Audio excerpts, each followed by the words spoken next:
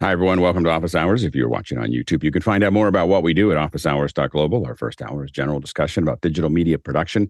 And our second hour is usually something we want to spend a little bit more time on. And today we are really excited to have Robert Scovill on, formerly of Avid. He is one of the industry experts in all forms of live audio. And so we're really excited to have him talk about immersive audio, object-based mixing for live events.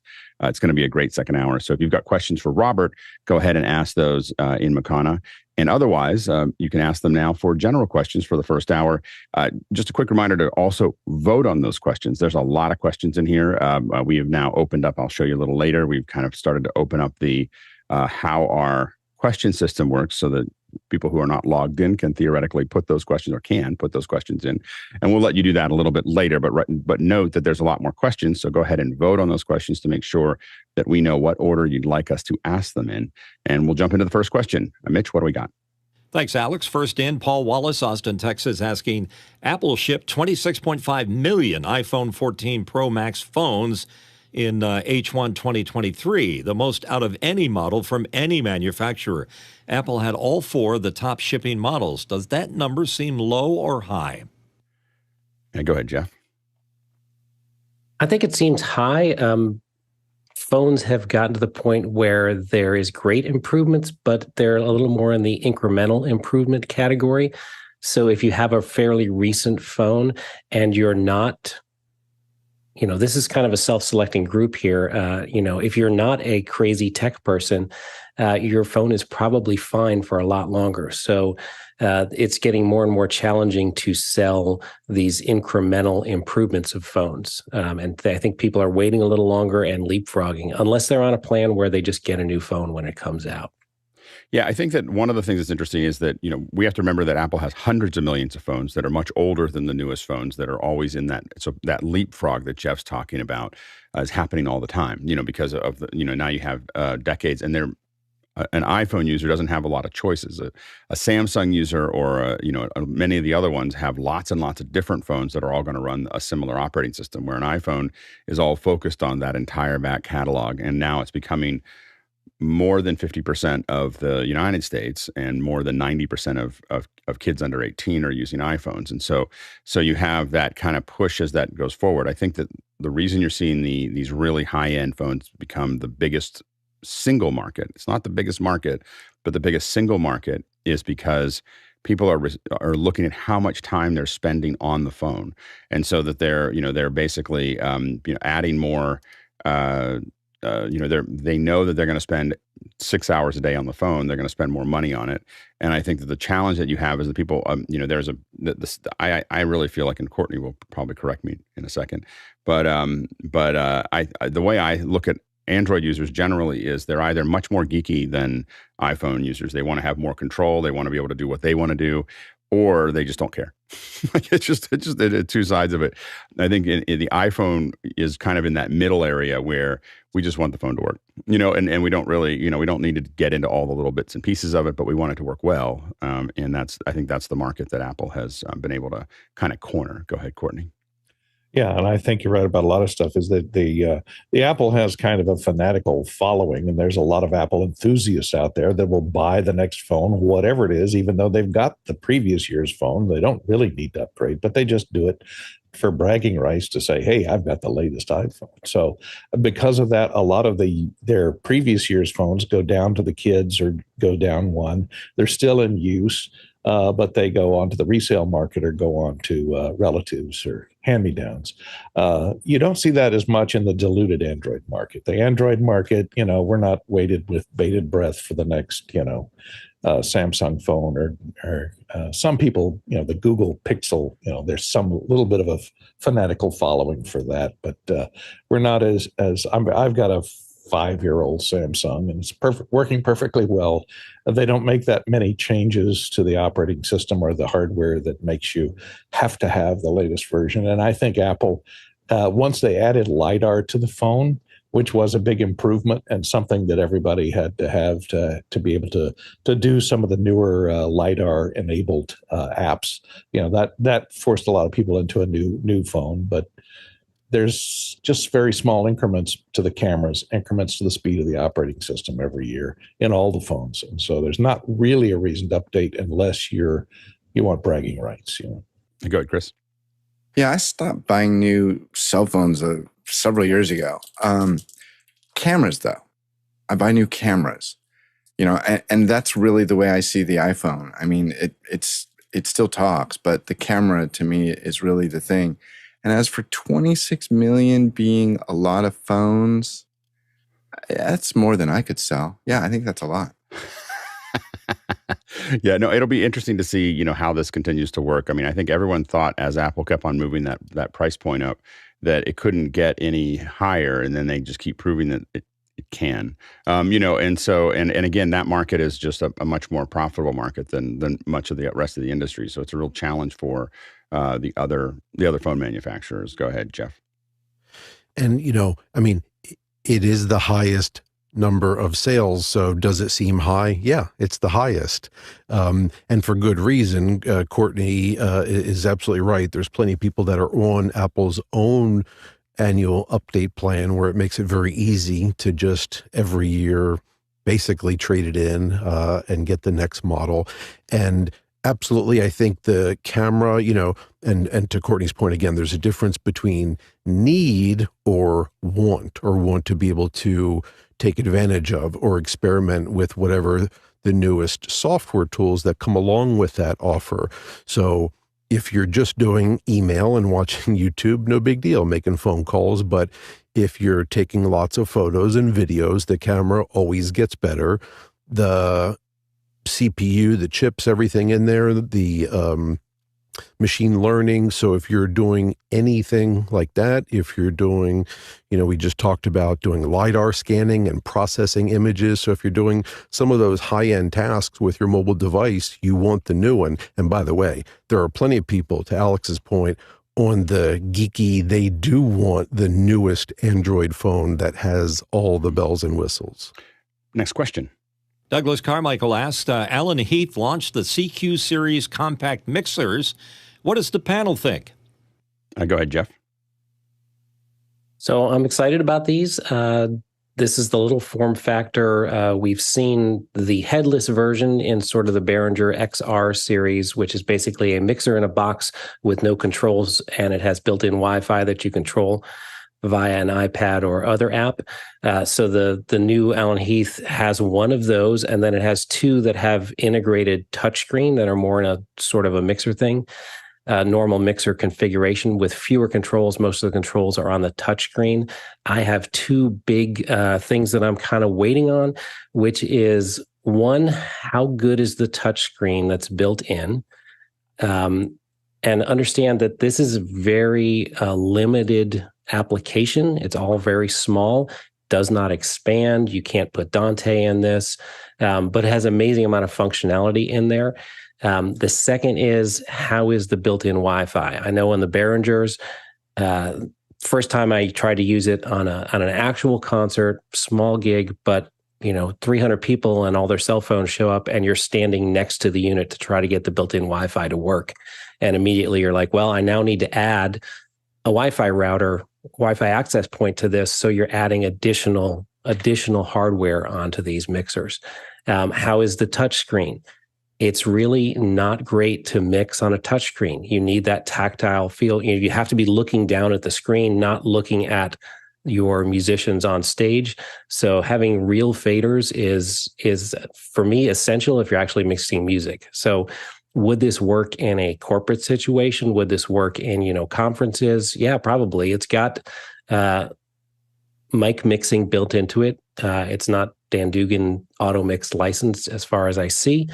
So how well does that work? That's another question. So it looks great in specs. It's going to kind of play out when we actually get the units and play with them. Go ahead, Mitchell. Yeah, I agree with Jeff. I think it makes sense. The thing with compact mixers, and I have not heard this personally, but Allen and Heath has a good reputation. I generally make decisions based on the quality of the mic pre's in them, whether it's Behringer or Allen Heath or Mackie or otherwise. And once I've done that, the next thing is the ergonomics. And I agree with Jeff. having the non-physical faders on there makes me uncomfortable because I'm used to having my hand a place to go and the ability to see and adjust immediately. And nothing beats a nice Penny and Giles fader under your finger. I guess a touchscreen would work. Wouldn't it be cool if they put it with a haptic sensor in it so you got that feedback when you're moving it around? Elias? I wish I would have heard about this before we just spec'd out an install, because I've got a venue where this would have been perfect. They don't have too many inputs, and I feel like this could be a fantastic tool for kind of the smaller houses of worship. That's the venue I'm thinking of in particular. So looking forward to playing with it. The price point is interesting, and I think the 16-channel version that's rack mounted versus, say, a X32 40-channel, there's quite a price difference. So looking forward to playing with it. And Elias, I think this is your first time on our panel. Is that right? Yeah. Welcome to the panel. Thank you. Can you tell us a little, what do you do so people kind of know what your background is? Sure. So was a computer programmer by trade, did events way back in high school, and got into it back into it big time during 2020 when something happened. Yeah. And built a streaming platform from scratch, and now do a lot of event consulting, specifically on venue installations, on producing virtual and hybrid events, and just wrote a book, Memorable, Profitable, Virtual. Awesome. Well, you're in the right place. So hopefully we'll see you more often. It's really good to have you on the panel. Thanks so much. Good to be here. Yeah. Marty, go ahead.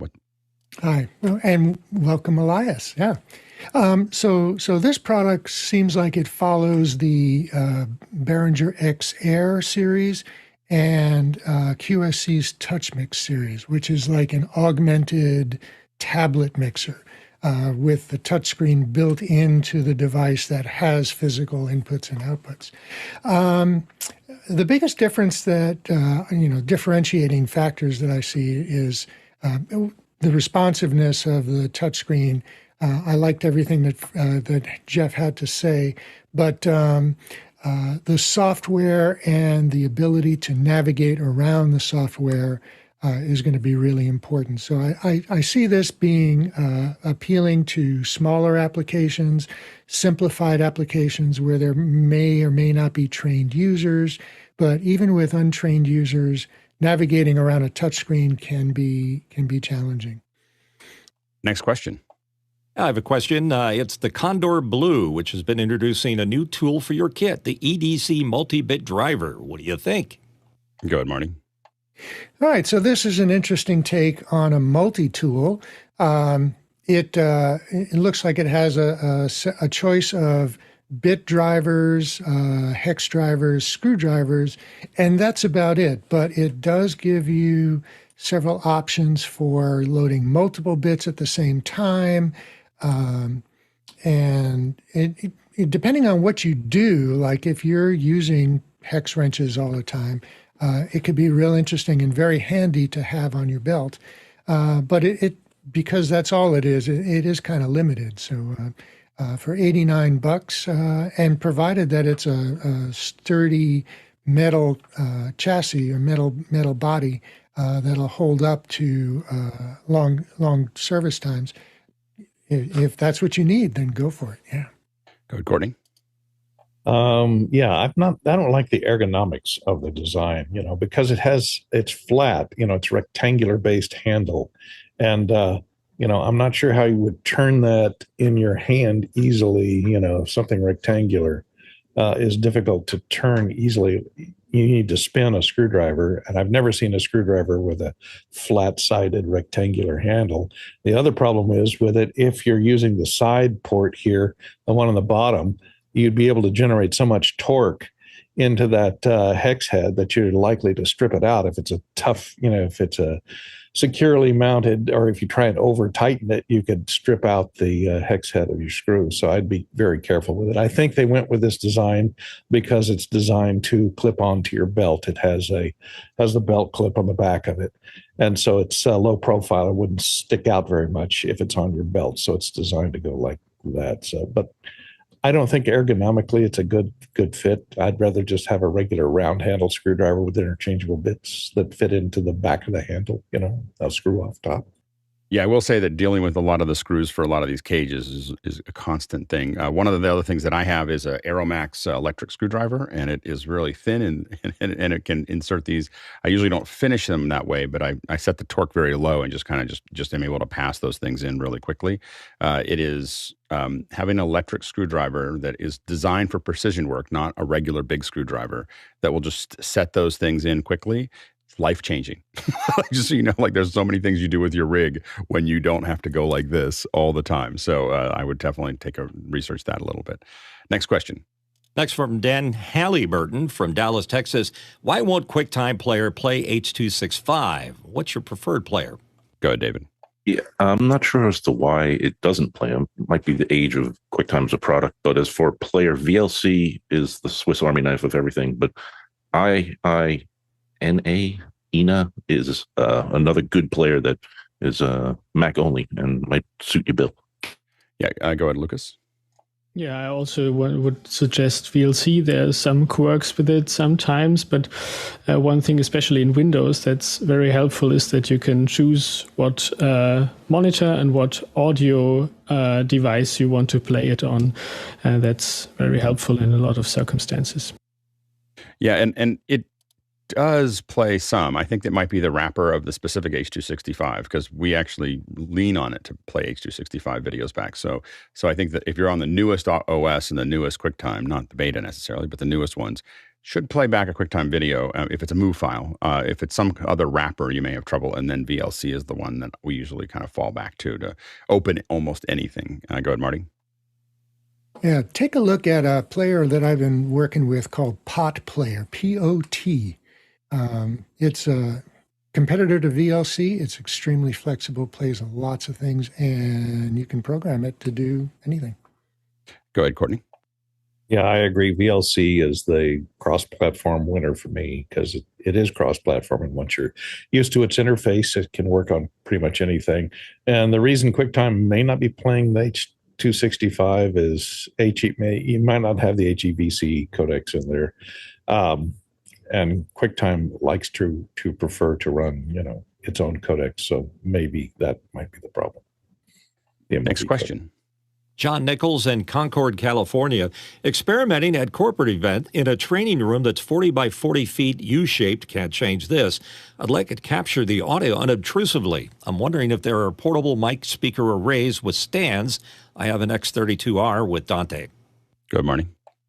All right, so unobtrusively in a corporate environment or a conference room environment like that is going to be really, really tricky.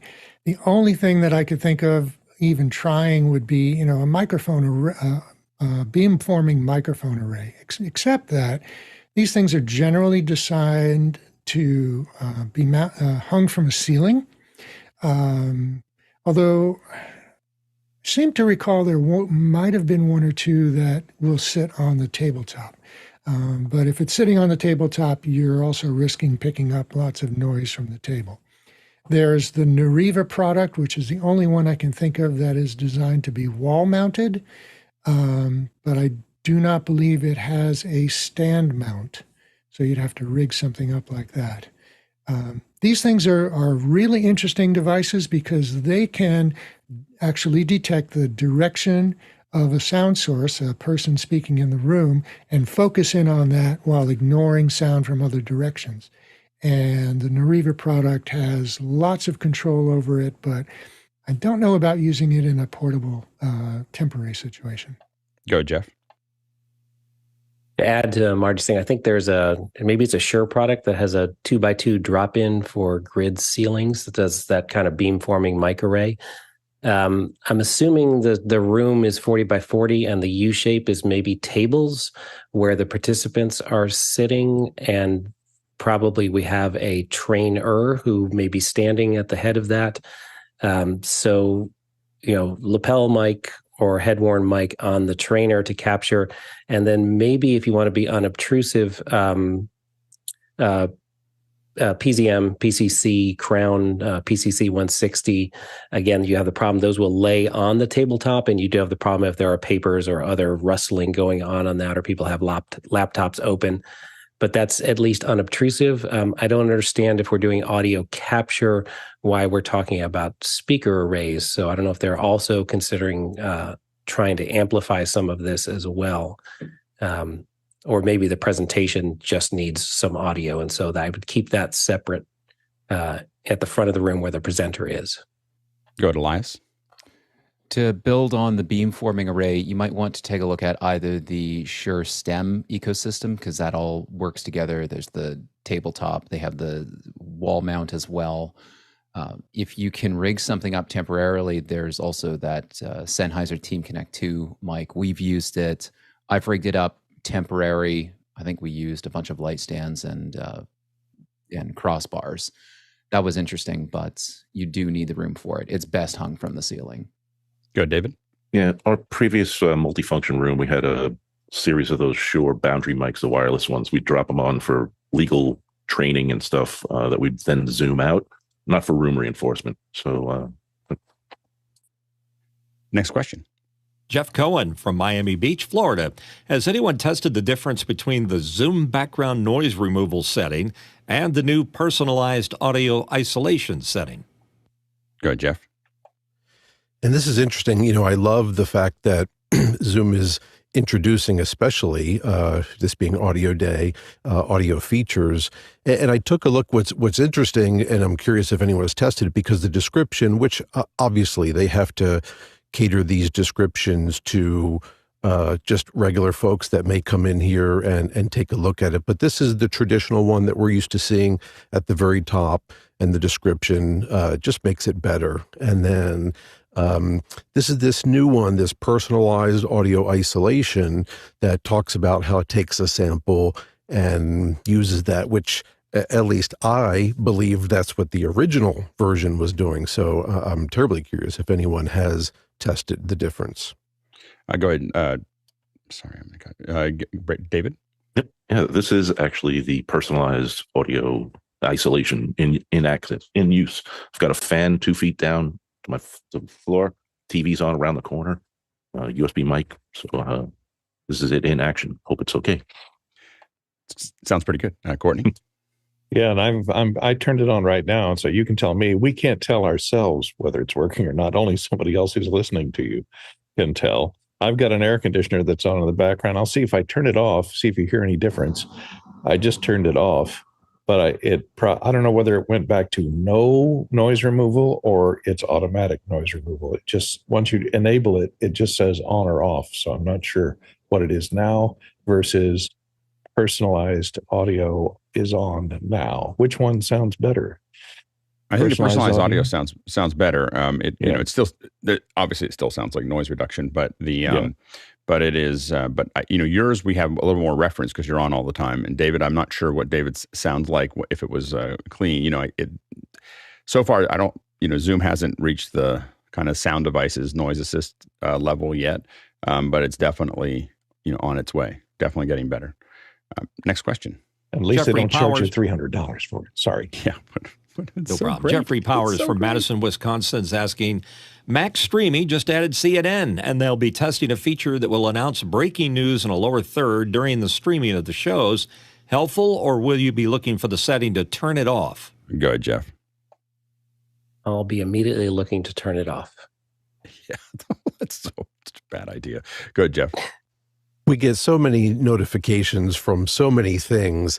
You know, if they had a setting that said, only tell me about, I don't know, what's the highest DEFCON, you know, where like missiles are inbound. I mean, yeah, go ahead and pop up a lower third, you know, if I'm watching cartoons or whatever is on there. But otherwise, that's the last place I want notifications, is when I've finally said, let me get away from all these other screens and relax and watch something fun. I'm just saying, if it's my last moments, I'd rather just keep watching the movie. You know what I mean? Like, you know, just don't tell me. Go ahead, Courtney. Yeah, I agree with everybody else. Yeah, if I'm watching a movie, I don't want to be taken out of that movie by some just recent stupid headline that is not, you know, duck and cover. If it's not duck and cover or run for the hills, I don't want to know about it until the movie's over. Yeah, you know, I think this is a desperate ploy for CNN to try to stay relevant. I just don't know how their ratings have dropped off a cliff. And I think they're just trying to figure out, well, we've got this thing with all these people here. Let's see if we can get some more reach. And so I think that's the real problem here is that, and I think that people, I don't think Max is productive enough. I think a lot of folks like me are looking at dropping it. I just don't find myself in it as often. Next question. I have a question. It's the new Sony Alpha series camera, the A7CR. What's the sweet spot for still and video shot making? So what makes this one new, Mitchell? Like what have they changed? That is the question. And what's interesting is it straddles the still versus video. Sony it's not video-centric, but it is a full frame. This is Sony's product line, is I will just do this. And it just like there's so many cameras. It's so many cameras. I'm on a Sony camera, but to decide on this one, there are 3 cameras that are almost the same price and almost the same feature set. It is insanity. Like what they're doing. Like they have no sense of constraint. There's no constraint. It looks like a great camera. I'm not saying it's not a great camera. They seem to be trying to make up their mind whether they're going to be a still camera and it does video or a video camera and it does stills. I think when you go to the FX line, it's definitely committed to being video. It looks like a smaller form factor of the A7S or R3 or whatever. It's 61 megapixels. So if you're doing photogrammetry, people like me that do photogrammetry, these cameras are incredible because it's a 61 megapixel. Now the Sony A7 R4 does a pixel shifting thing where it can do up to 240 megapixel images it's actually moving the sensor 1 pixel like this as it takes the picture really, really fast. And so take these really high, you can't use that for photogrammetry though, because it's computational photography, which doesn't work, but you can take these massive photos with it. It's a really interesting product. Go ahead, Chris.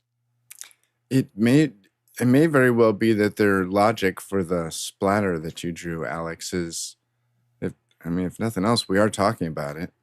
It puts it in a news cycle. Here's the problem, though, is that it creates this incredible. I think that it locks people up from buying things when they and this is because they don't know what. And I think that's part of why Apple also sells a lot of iPhones is that it's a much simpler decision process. And Apple had its own problems where it was trying to fulfill the Microsoft plan in the 1990s where they had 30 versions of a Mac, which I feel like they're on their way back to, but they had 30 versions of a Mac and you couldn't figure out which one should I get? Should I get the one with the CD? There's one that'll have a TV. There's one that does all these other things. And it just becomes confusing. It took me 2 months to decide which this camera's to buy as this little one, because I just couldn't figure out does it do this or does it not do this? And go ahead, Jeff. I just have to add, when you drew that immediately struck me as Google's messaging strategy. Same roadmap. And the difference, to point out interesting to Chris's point, here you're buying a product. At least when Google puts out something, you have no idea why, and you have no idea if they're going to pull it after you get invested into using it. You spend time. At least you didn't shell out a bunch of money on something like this if it's just to get attention. I will say that at the surface, it looks like they're giving it another name, making it smaller. It has most of the features that an A7 IV would have, except that it's a lot less expensive. So it may be just taking a lot of the A7 tools and making them, just making them less expensive without having A7 users upset that they dropped the price. One thing you'd expect from a Sony is if you buy one, there's going to be another one in 6 months. That's almost identical, but just slightly different with a different price by a little. This is so confusing. There's another aspect to this. A lot of times, and I've heard a lot of people say this about Apple. They have new stuff. They're just not releasing it. That they're just not letting us have it. And maybe Sony is just saying, well, maybe they have multiple design teams and This one, I will say that their Pro division seems a lot more constrained. They have a pretty, as Mitchell said, they have FX3, FX6, FX9. They have then they have these other ones, and it's a much smaller FR7. I guess fits into that. I think Sony can't quite figure out where to put the FR7 because I on their site it keeps on showing up in different places. But I think that the Pro line seems to be like not as, it seems like the photography group just is like, I'm just going to keep releasing products. Next question. Kyle Hammond from Chicago. Is the new Rode Go Pro a viable option for a kit you're sending to someone for a kitchen set audio? Go ahead, Jeff. I think these Rode Go's are kind of amazing for what they do. There's a whole lot of bang for the buck inside of that. A lot of options. I like the 32-bit onboard recording. So in case you have any wireless problems, you have a dedicated recorder right on the transmitter. Going beyond just the two that you get in one set gets difficult. So it's really kind of a limited just to what they give you in that option. The new Pro has timecode, at least a generator, so you can put that into your camera and sync more easily, not have to rely on audio sync. But again, you can't run 3 with the same timecode because you only get 2 in the kit and you can't jam both of them with the same timecode. But for a small thing like this kitchen set, someone with a little bit of technical skills can set these up, even if you're not an audio person, and quickly find the right level. And you have the protection of the 32-bit. If you've set your level wrong, you have that recording you can get to recover from clipping. Yeah, go ahead. Sorry, go ahead, Lucas. Sorry. Yeah, I totally agree. One thing I would recommend, I haven't heard the microphone on the new ones, but I always would recommend using an external microphone with those, just because of the aesthetics, at least, to have this bulky little thing clipped to your something.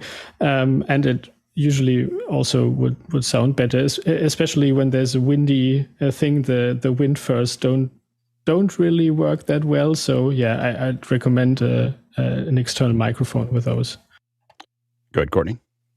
I agree with Lucas, and this Pro kit does come with it's 2 lavaliers, so you can use the external lavaliers, and you can put the ugly microphone pack out of sight or below the camera, and so on.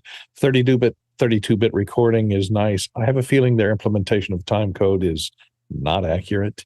I've seen YouTube videos where people are claiming that the timecode generator is in the receiver only, and it may talk to the transmitter. I'm not sure the transmitters are putting that time code in as a broadcast wave file into the metadata of the recorded file, 32-bit float file on the recorders themselves. I wouldn't know until I test it. But I have a feeling they're just throwing it on a second audio channel on the 32-bit recorder. So you're just getting an LTC code along with your time code, and it's not true broadcast wave format. And they showed up jamming cameras from the receiver, so you have to plug the receiver's output into each camera and put it into timecode mode, so it sends LTC timecode to jam each camera. And of course, each camera, most consumer cameras don't have temperature compensated crystals in them, so they start to drift pretty quickly. And I think it only has one flavor of timecode, which is 30. So there's that. Good, Chris.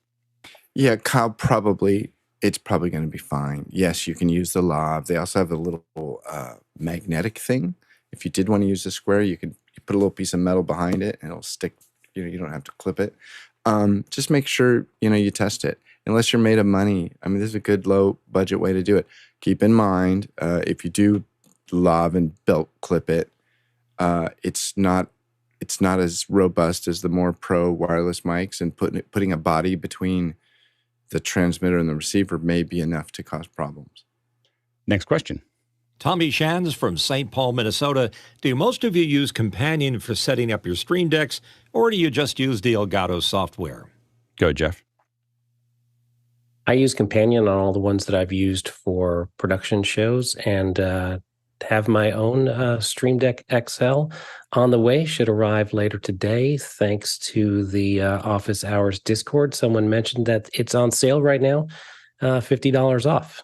So head on to B&H or Amazon and pick up an XL. Go ahead, Elias. Hang on, I just need to add to cart now that I heard that. Yeah, exactly. I love Companion. It allows me to do just the fact that I can do the macros and just do all my thinking in advance when I'm setting up for mixing, for doing anything complicated. I love it. I use the Companion over the built-in software.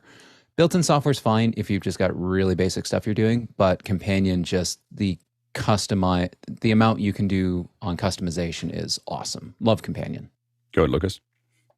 Yeah, I agree, but I think it depends a little bit. If I'm doing production and want to control a lot of different things, I'll use Companion, but there are some things the built-in software is actually better for, especially when you want to tie in more into the operating system, doing shortcuts and stuff like that. I think the Elgato software is actually better for that. Go ahead, Marty. Yeah, exactly. Companion is boss when you're working with something that it supports, but things like hotkeys, the native Zoom app, for example, Companion doesn't support. So I use it in the mixed mode where I have some buttons using the native StreamDeck app and most of the other buttons are using Companion. Good, David. Yep. Companion all the way running on a Raspberry Pi 4 with one of each Stream Decks tied to that directly. For the non-supported apps, something like Visrio Listener, we'll get around that for shortcuts and stuff that doesn't have Companion native support. Next question. John Waldman from, excuse me just a second. Hamilton, New Zealand. Yeah, the whole screen just got really big. Looking for a budget tripod and head for video capture in dusty dirt track venues. Tripod also needs to be tall to replace a worn Benro S6 rig for use with a JVC GY-HM180 camcorder and video assist. Would the combination in the links be a good option, or can the panel recommend an alternative? Obviously, it depends. So I wouldn't look for a tall tripod. What I'd look for is something you're going to put under the tripod. So I know there's a temptation to have a tall tripod, but as you start to extend that tripod up, it's going to become less and less stable. You're going to have higher vibration. So you really want to think about things to put under it, like a spider pod. A spider pod is a pretty popular one to throw underneath a tripod there. A spider pod or a riser. A lot of times what we do is we, for the events that we do, we have a riser here, and then we put another riser here, and then we have our tripod and our operator, and that greatly reduces the amount of vibration that this one is going to get. It also helps if you put stanchions around it so people don't keep putting their drinks on it. And then we can weight these and do a lot of things to keep that even more stable. But you want kind of a shorter platform. It's going to be a lot more sturdy as you kind of work through that. So think about that. The head that you showed, I mean, it probably works okay. It's a pretty light head. So the weight of that head makes a huge difference in the stability of how you move. I can look at a camera operator and usually tell whether they're using a heavy head or a light head just because of the way that the camera moves back and forth. And does it feel big or does it feel light? And so you have to it's very hard to make a light head look heavy, so that's something to try to figure out there. So just kind of take that into account. Most of the time I get much heavier heads. Benro has some pretty good heavy heads. The problem really is Benro has a little bit of play right at the very beginning of your move. There's just a little bit of play in the heads that bothers me a little bit. So I don't use them for a lot of, I use Benro heads. We've bought a lot of Benro tripods for things that are sturdy that I need to move around, but I don't use them when I think I'm going to have to do follows on it. I'm leaning towards much bigger heads that I usually rent. Go ahead, Lucas. Yeah, also this head is a flat head, so if you want to level it out, you would need to use the legs. So I'd recommend using something with a cup, so you can level with the cup. 100%. Go ahead, Courtney. I've been using the Manfrotto 526s. I wouldn't call it a budget head. It's a head sticks combo. They're about $2,700 if you might be able to find one new. It does have the ball leveling on the head, and it can handle a pretty heavy camera. We've put a camera on there with a prompter on it, a full-size 15-inch prompter, so it can handle that.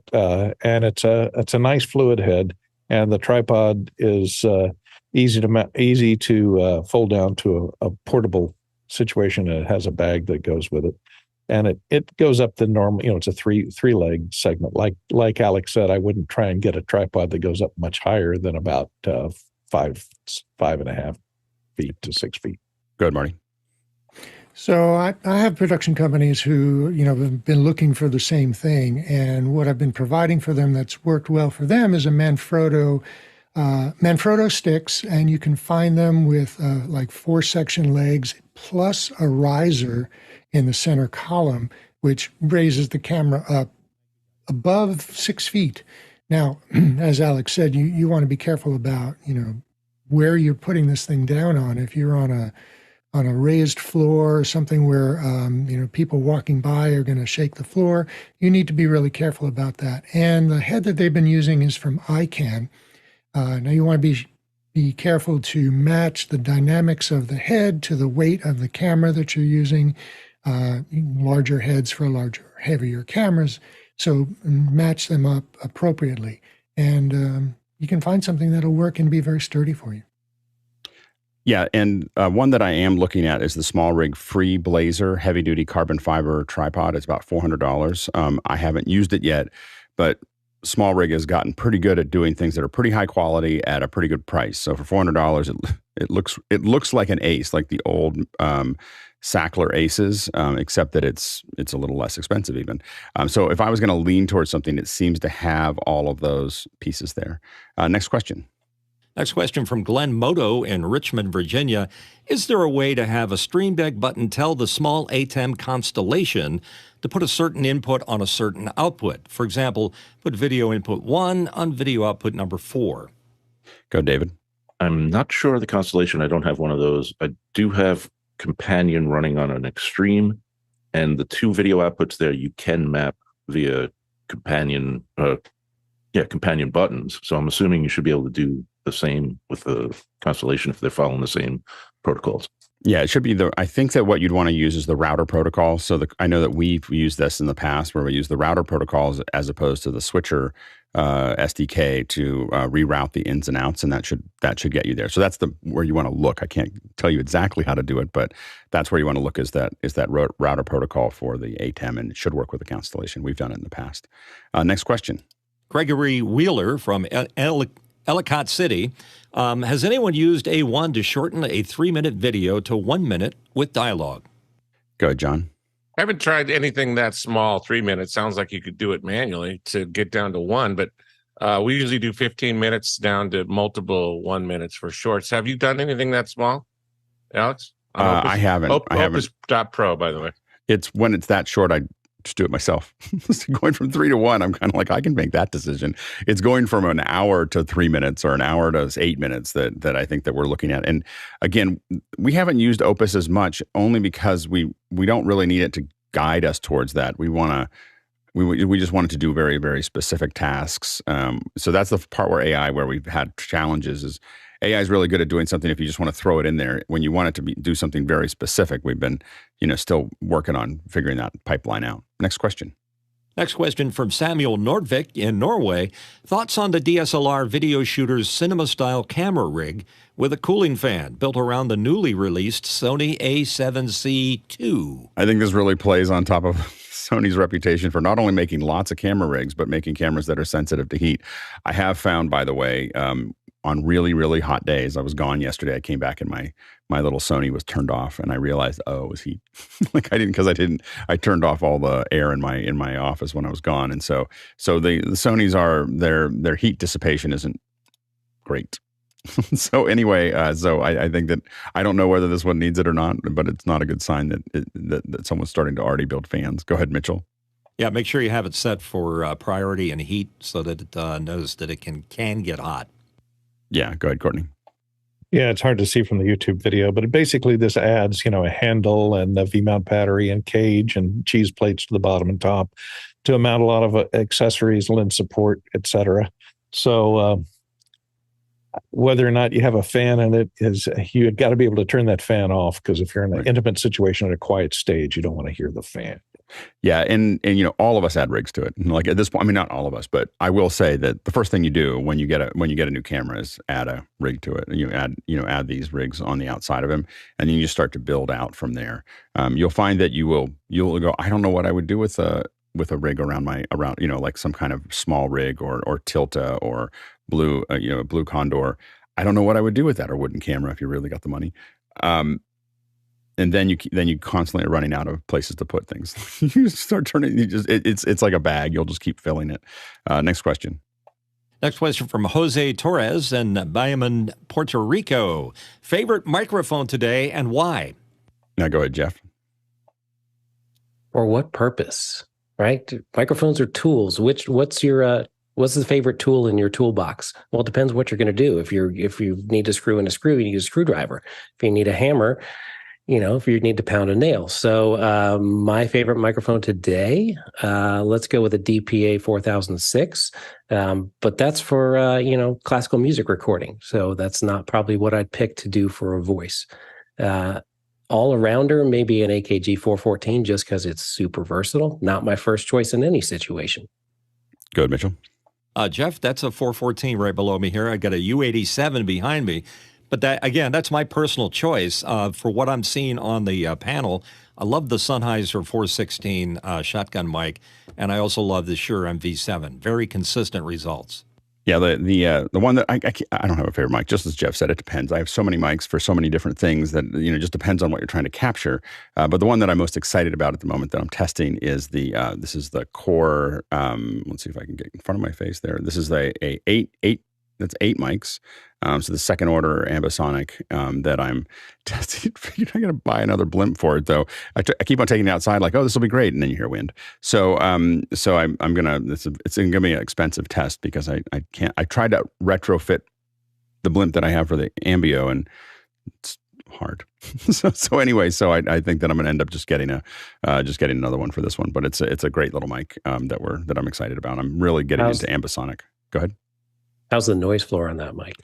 It's I haven't had enough time to figure it out. So it feels like it's higher than the Ambio from what I've already tested. So it might need a little bit of filtering, but yeah. So I'm playing with that. It does feel a little higher again than the Ambio, but I haven't had enough time to get enough distance to it. So next question. Frank Wilson from Jenar Bali, Indonesia. We have an upcoming dialogue retreat with about 50 participants sitting in a circle. What is the best method so they can all chat without having to have handheld microphones? Also, some participants will need translation. No videos required. What's the best option? Good morning. So this is kind of similar to the question we had earlier about conference room. So we have people sitting in a circle, and you want to be able to pick them all up without excessive room noise. So like an omnidirectional microphone in a room will pick up people from all directions, but it will pick up every sound in the room. Another idea would be to maybe create a ring inside the circle of cardioid microphones and put them through an auto mixer. Kind of kludgy, but it's better than an omnidirectional microphone. Again, going back to the beamforming mic array possibility, Shure in their STEM series has a tabletop beamforming microphone. It has 9 microphones inside of it, plus the DSP to drive it. So it will automatically steer the microphone to the direction where people are talking. And now I'm not sure about what the output is, whether it needs to go to a control head or something like that, or whether it has a standard single channel XLR output. Let us know what you try and how it worked out. Go ahead, Courtney. Yeah, you say video is not required or not used. I'd hire a couple of boom operators with Sennheiser 416s on them to play each side of the circle, or maybe 3 and divide it up into thirds. and deal with it that way. And a good boom operator can keep an eye out on who's going to speak next and watch out of the corner of their eye and see somebody who's about to speak or hear somebody and move their microphone to them and ping pong between the two microphones. Trying to manage 50 participants on individual mics is going to be kind of problematic. Require a lot of wiring and automation. It might just be simpler to, if it's just a one day event or something, hire some people to do it. Yeah, go ahead, Jeff. Now, see, I took this a bit different than I think frames the recommendations, specifically, Marty, with some of the mics. I take this, when I hear retreat, to mean that this is not broadcast. This is for a internal PA system so that all of the other participants can hear whoever's talking in this big giant circle. So I'm not sure if some of those mics that would be a bit far away are going to work well with PA speakers right around the room. Also, I think you'd be hard pressed not to have, if you want a microphone, something that is fairly close to the speaker to enable this PA. And likewise, the deal with translation, I take simply to mean the participants in the room will possibly need translation, and something very simple. Google Translate running on a smartphone does real-time conversational translation. So that's an idea, but maybe I'm reading into this not what is intended. Go ahead, Jeff.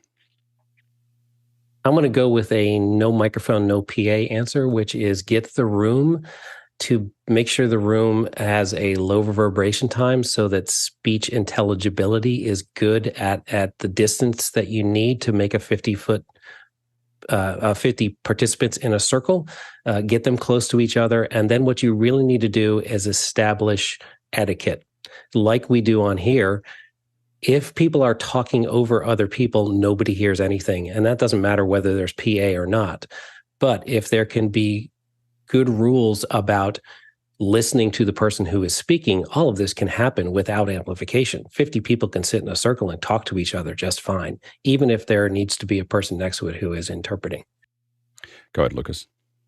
Yeah, I think we do have, we are missing some information to really answer this question. But going back to the translation, I'd also think that the translator should, in this case, just be treated as a normal participant that's sitting next to the person that needs translation. Next question. Next question is coming in from Eric Hers from Hartford, Connecticut. Thoughts on the new SipRadius M.Ax? Go ahead, Courtney.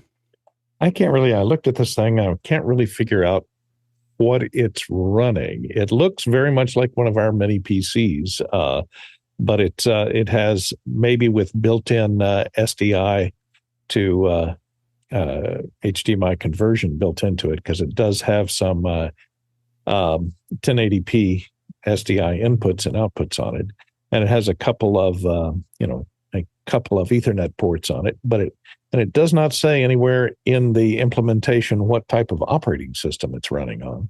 It's designed to be a streaming tool. Low level. It's maybe it's not an operating.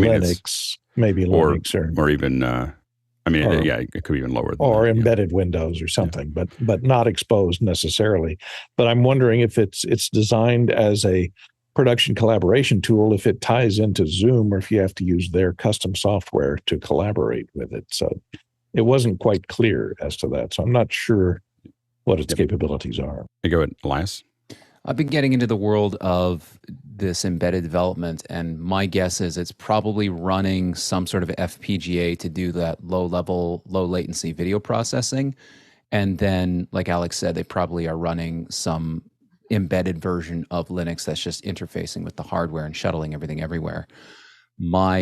That's my best guess, given that they're doing WebRTC outputs, NDI, NDI-HX. Like basically, it looks like they're trying to make it be the Swiss Army knife of converting from either SDI to something else or vice versa. It looks compelling. I'd love to know more details about what hardware they're running and a demo of it in a workflow. but it looks cool. Yeah, I'm always curious when people say ultra low latency, what that actually means to them. So if it's, like ultra low latency to me says less than 200 milliseconds on per leg, and if anything more than that, I'm like, okay, that's low latency. Low latency gets you between, 200 milliseconds to about, 4 seconds is low latency, and then everything else is just latency. Well, the only way you're going to do that is by getting that low level embedded hardware. Yeah, exactly. That's why I don't think you can have, and one thing that I did see in the specs here was JPEG XS, and we know that JPEG XS is going to save you 30 to 60 milliseconds per, as it goes through in that compression protocol. So it could be very, very interesting and be really fun to test their products. And so we'll see if we can get a hold of one. I have some other needs where I might need that. So anyway, it'll be, we'll take a look at it. Next question. Douglas Carmichael asked, how is the latency and performance of DVS for tracking synths to a DAW and playing virtual instruments in a studio similar to this one? And there's a link to it. Go ahead, Jeff. So DVS is Dante Virtual Sound Card. That is Dante using the built-in Ethernet of your computer to be the audio interface. It tends to have a larger latency than other dedicated Dante devices.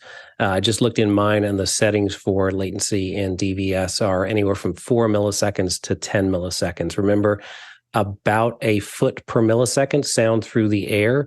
So that's the feeling of you sitting 10 feet away from the amp. If you're playing an actual real keyboard through an amp, you put your amp 10 feet away.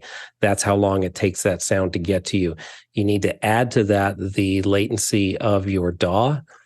So DAWs can, if you're running a 32 sample buffer, that's less than a millisecond. If you're running at a 1024 sample buffer, that's over 20 milliseconds. So you've essentially gone to 30 milliseconds of latency with DVS and your DAW buffer. So the question kind of determines, how much buffer do you need in your DAW to get your virtual instruments to play successfully, and that'll depend on the power of your computer. With a really fast computer, running low latency buffer in your DAW, running low latency in DVS, I think you'd be just fine. I don't think you would feel the latency of that performance more than anything else. Go ahead, Lucas.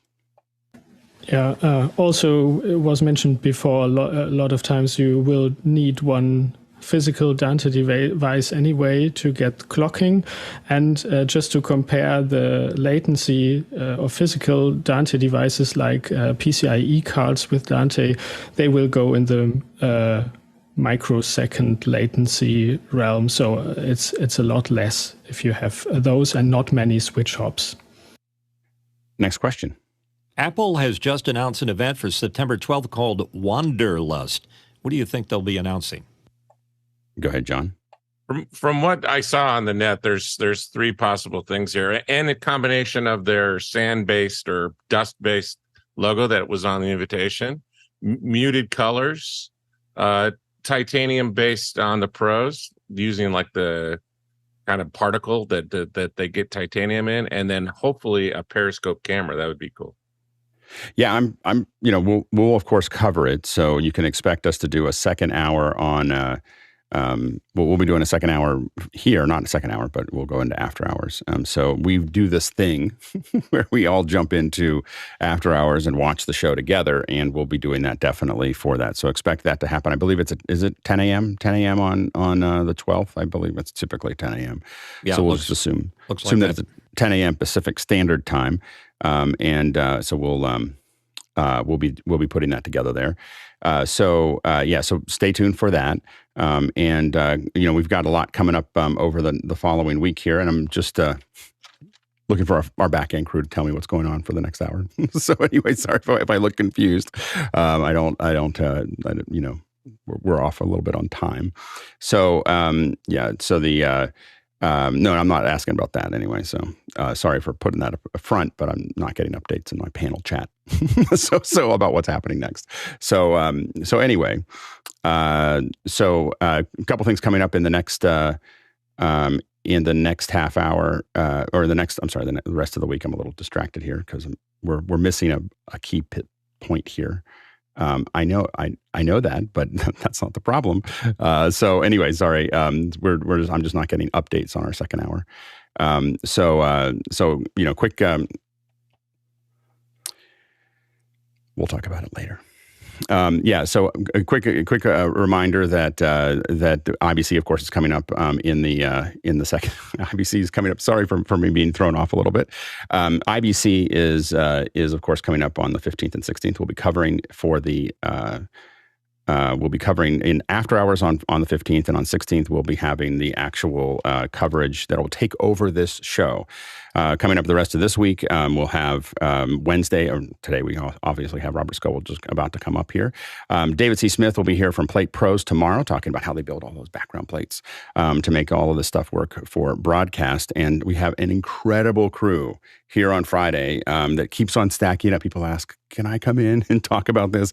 So the NDI, if you're interested in NDI, you should be here on Friday. We have world experts that are all going to be here talking about NDI, and so you definitely want to be here to be part of that conversation. Get your questions in early because I don't think we're going to get to the bottom of them. So stay tuned for that. Of course, Saturday and Sunday are general Q&A for 2 hours on Saturday and 2 hours on Sunday. Sunday's a little bit more of the introspection day. And now we're going to jump into the second hour.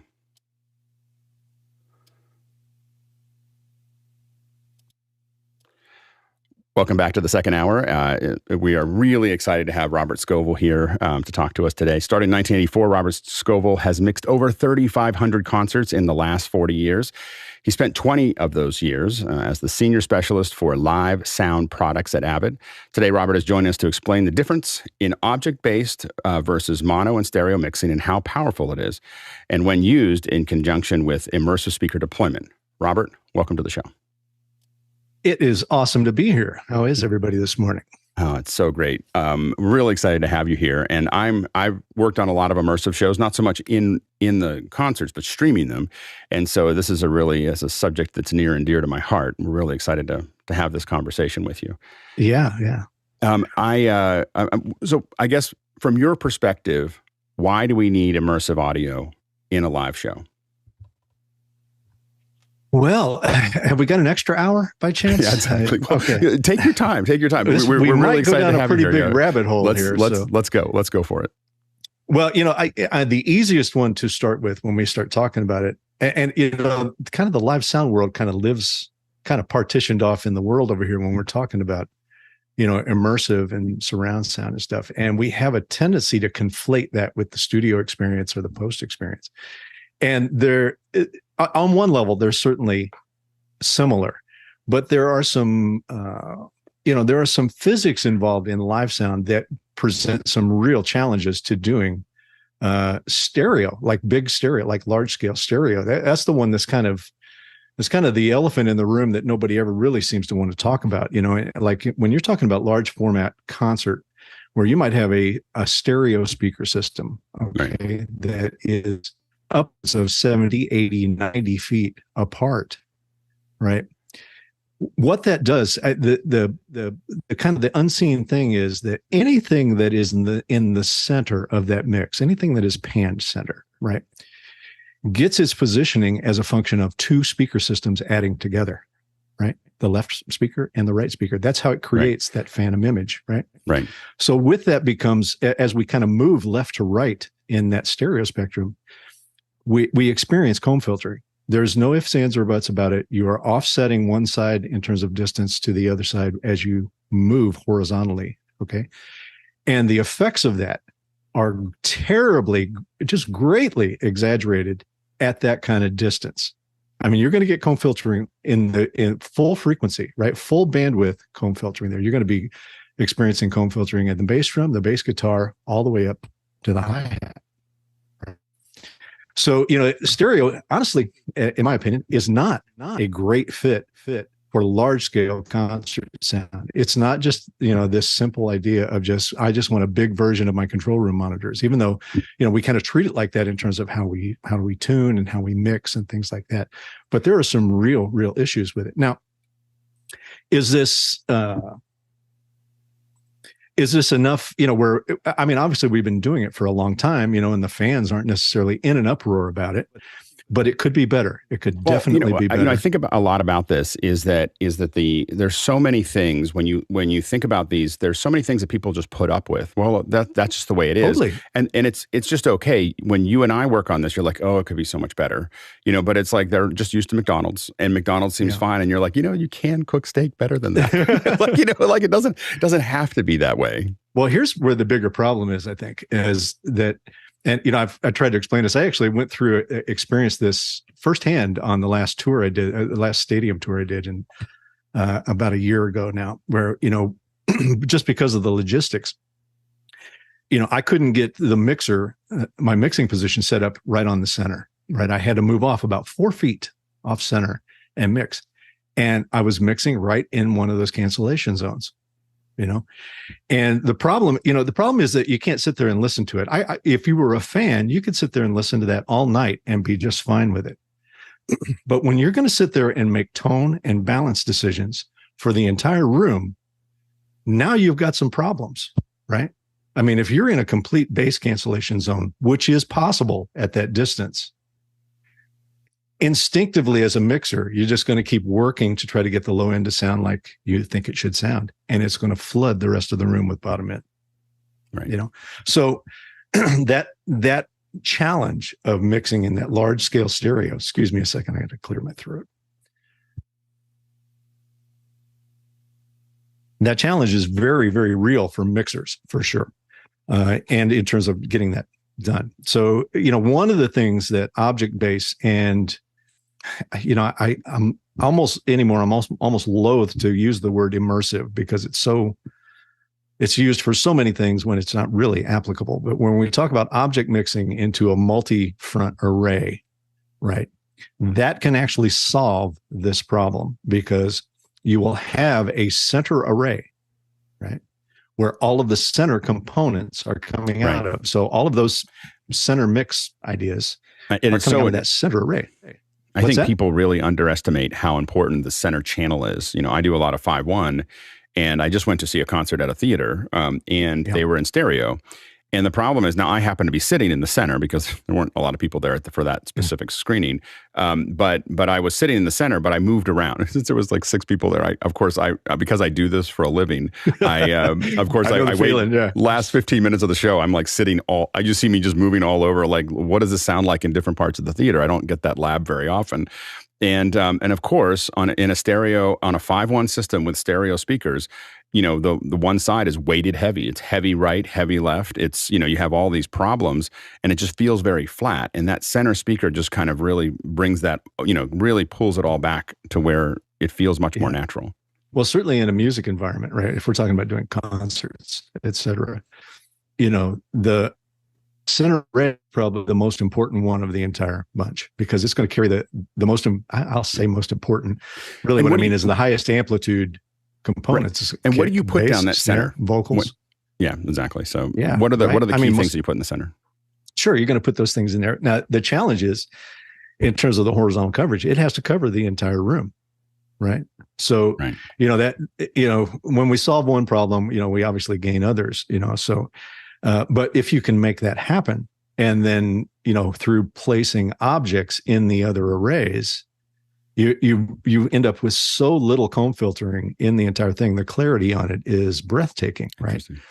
And the thing to always remember in live sound, right? This is the thing that gets really, really underestimated in live sound, is that if you are developing comb filtering, that comb filtering is existing in the acoustic space. It is affecting the actual acoustic footprint that you are listening to as well. It affects reverberation. It affects delays in the room. All of those things, tonally. And can you explain in Dolby language? You're talking tonal shift. That's why they always characterize it. Sorry, go ahead. Can you explain to folks a little bit about comb filtering? I mean, a lot of us in the panel know what that is, but when you're defining comb filtering in a live environment, what does that mean for our listeners? Okay, well, let's go to comb filtering school here for a second. So let's take a very, very simple example. Okay, so if I have a source, and then I have a duplicate of that source, right?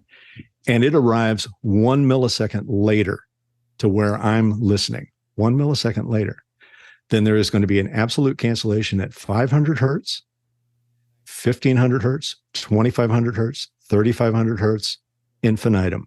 And we have to remember that for the listeners, a millisecond, it's a millisecond a foot, right? So it's literally a foot different, right? Literally a foot of difference, right? So, that, I mean, obviously we have all kinds of challenges with that within consoles now, but that's the one with speaker systems that we lived with forever. So now we're talking about, 90 feet, we might get, 70, 80, 90 feet of difference between those arrays. You're getting comb filtering way down in the frequency band, right? We might get 10, 12, 15 feet of difference between the left side of the PA and the right side of the PA. Now, remember, this only really applies to the things that are panned center in that stereo mix, right? Because they're relying on both speakers, both the left and the right speaker to create their placement, right? Right. So with the center, you get past that with a center array that is handling those center components. Yeah. Yes. That's amazing. That's really interesting.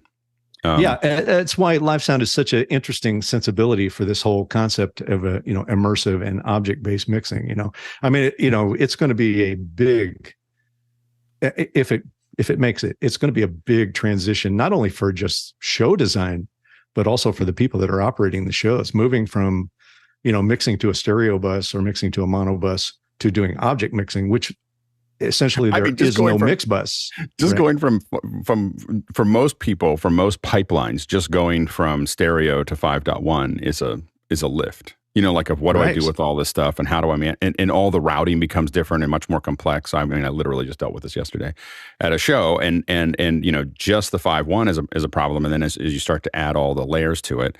Now, what tools are you using to execute this? Well, there are some turnkey systems that have been in play for a while now in live sound. Obviously, L Acoustics with Elisa.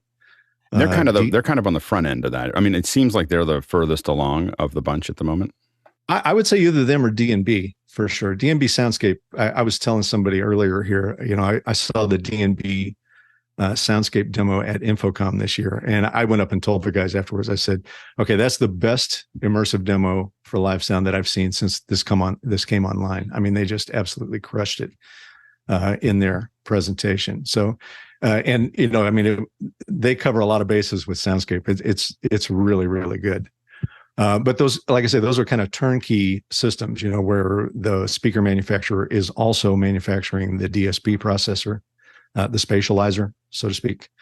Meyer is doing a similar thing with SpaceMap Go, which is a really cool little program that really has its genesis in LCS, I believe was I might be getting the acronym wrong there, from all their theater work. But then there are other kind of standalone products like Flux and who was the other? Astral Spatial was making their own DSP box for a while. I mean, you can kind of take any speaker manufacturer and turn it into an immersive environment. But there's always another piece of that as well, right? There's also the console, which we have to be able to distribute all these objects up to the spatializer and let it do its thing, Right. And what consoles are you using right now for this? Well, I mean, I worked for Avid for 20 years and, helped design and conceive and design that whole console line. So I still am on Avid. I still believe very, very firmly in that product. Now, when you're, and you're talking about going through Pro Tools? No. There's no Pro Tools involved here. Okay. No. And what might be, go ahead. Yeah, go Sorry. ahead. Yeah, go ahead. I was going to say, at some point here, I have a couple of slides from a presentation that I did. Let's go ahead and throw those slides up. A couple of years ago now. So it might be worth pulling out. This might just let's do it. Visualize it for people here. Give me just a minute here. I'll get it up where I can. Let's see here. I think I need to share screen first. Let's see. That is a great office, by the way. Thanks. I just zoomed up. My wife would disagree, I think. You've been in a little box for the whole show, and then I looked over at your big box and I was like, "Wow, I need to up my game." I think I need to share a different screen here. Sorry, guys. I rehearsed this yesterday and blew it. Let's try this, and then do this. Oh, wow. We can see it. Oh, yeah. Yeah. Oops, sorry. Get out of there.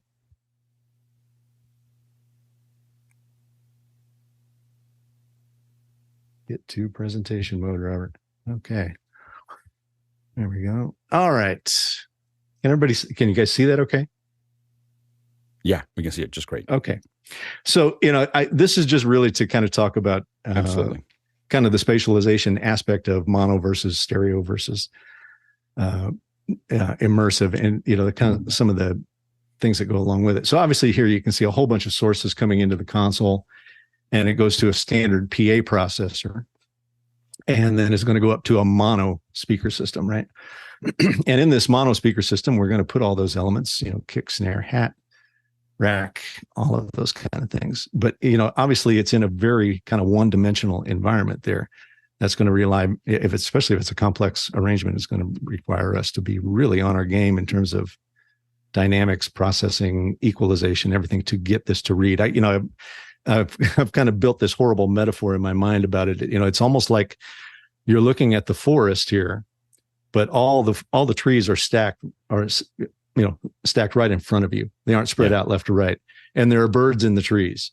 Okay, identify the bird and where it's coming from, which tree it's sitting in. It becomes very, very difficult to do. Well, and I find that I think of it as, in some cases for me, when I'm working on streams related to immersive is muddiness. Like I just find that mono is really muddy.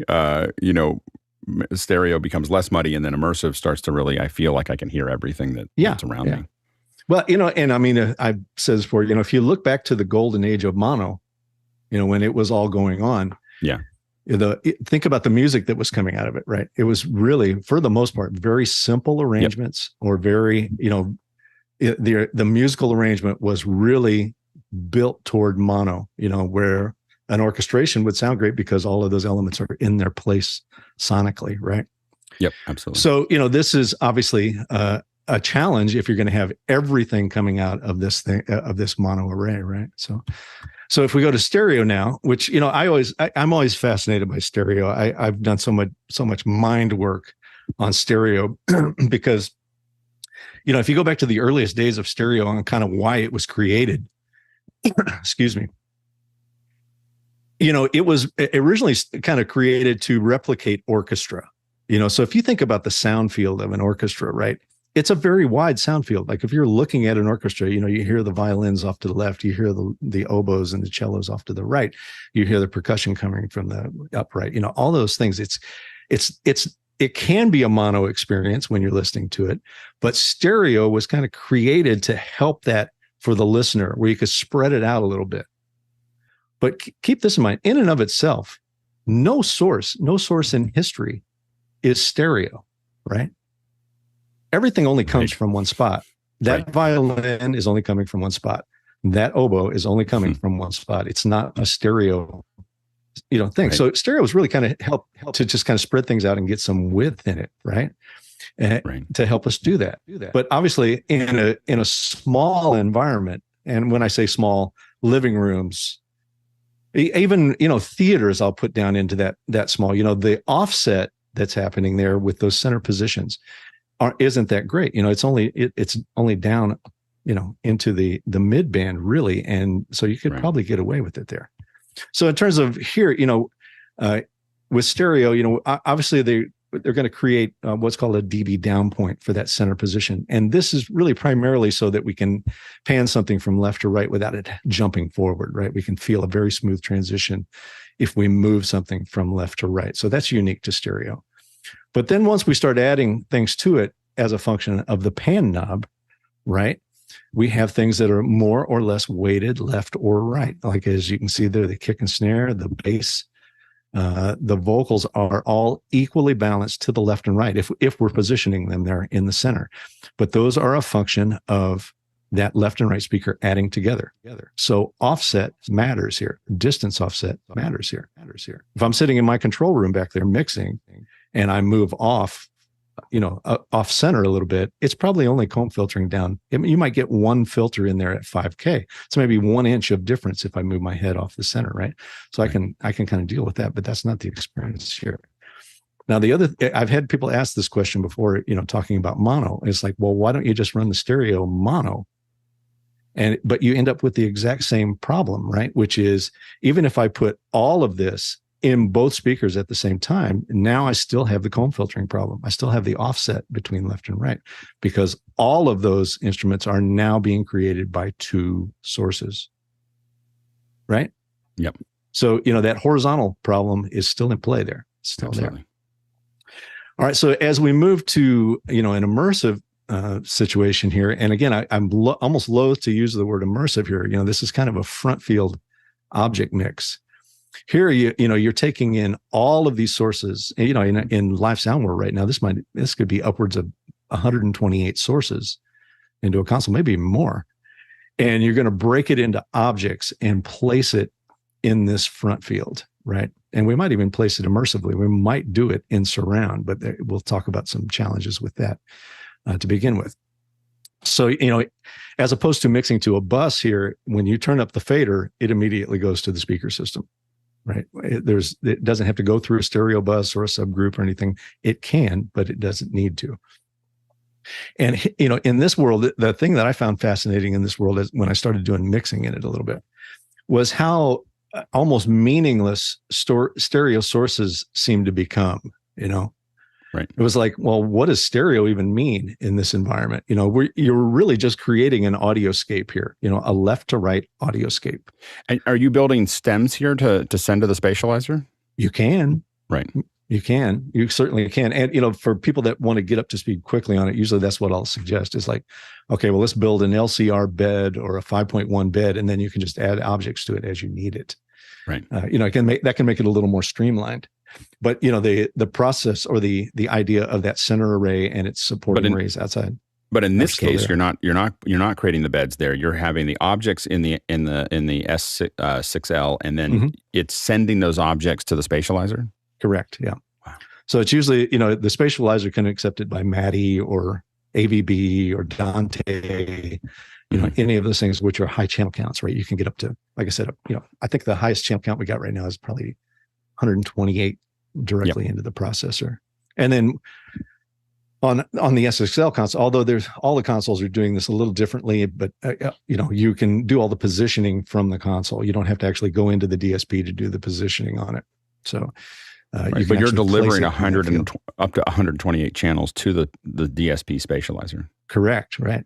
So, and for those listening, that's each position or where each object is, right? I mean, it's now is it all 128, or is there some protected for beds? It's completely up to you. Okay, I mean, you do the workflow however you want to do it. I mean, if you want a completely discrete object mix, you can take every input in the console and send it directly to the spatializer and spit it back out into the however many speaker outputs you need, right? Right. And another one of the kind of the not obvious things to I think layman's or would look at it this way is like, well, why do you need all those speakers? Well, the hidden thing is there's nothing ever coming out of more than one speaker at a time, or if it is, it's very light, right? It's not like we have all those speakers on and there are all the inputs going to all of them at the same time. You're being very selective about where you position these objects in that field. And the resolution that you have for that, the resolution you have for the positioning, and the resolution in this sense plays to tonal shift as well, is dependent upon how many speakers you have. Right? If I had 10 speakers across there, it would be the same object mix, but it would have higher resolution in terms of tonal shift and positioning, and where the mind hears it. I was in a theater that has about 180 speakers, spread out across it, and using kind of a hybrid of a Myers system, and they had a bird flying around in it, and I was just struck by, you just really felt like the bird was in the building, like it was, because there was so much resolution, and again, it's because that you have at any given moment you have one speaker that has most of that sound, but it's the other speakers that are kind of telling, with very soft versions of that are telling you where it is as well. Well, positionally, as you move it, it will shift from one speaker system to the other. Like that, Right. That's what allows you to really, really localize it. If it was coming out of all the speakers at the same time, you would have an impossibility to localize it. Right. So maybe here, let's go to this. Maybe this will help this discussion. So in terms of object and immersive array, here is a front field again. And we don't think panning here, right? We just think positioning, right? So here I'm going to position some of my main elements in that center array. I might shift the drums off a little bit here, keyboards off to the left, guitars off to the right, etc. Right. Mm-hmm. So in this situation, go back to that comb filtering discussion we were having, where the most important elements here, think about the range of things: kick, snare, bass, and vocal. I mean, those are three of the most important things that we're going to have in that mix. And tonally, they're going to be very pure in the room. They're not going to suffer any of the effects of the comb filter, right? Now, some of these that we kind of have positioned in between, we might want to do that. We might just want to space them all the way out to that next array to keep them positionally or tonally clean, right? Mm-hmm. Or if we wanted to add more speakers in between this, then we could make that, in terms of tonal shift, very, very clean. You follow me there? Yeah, absolutely.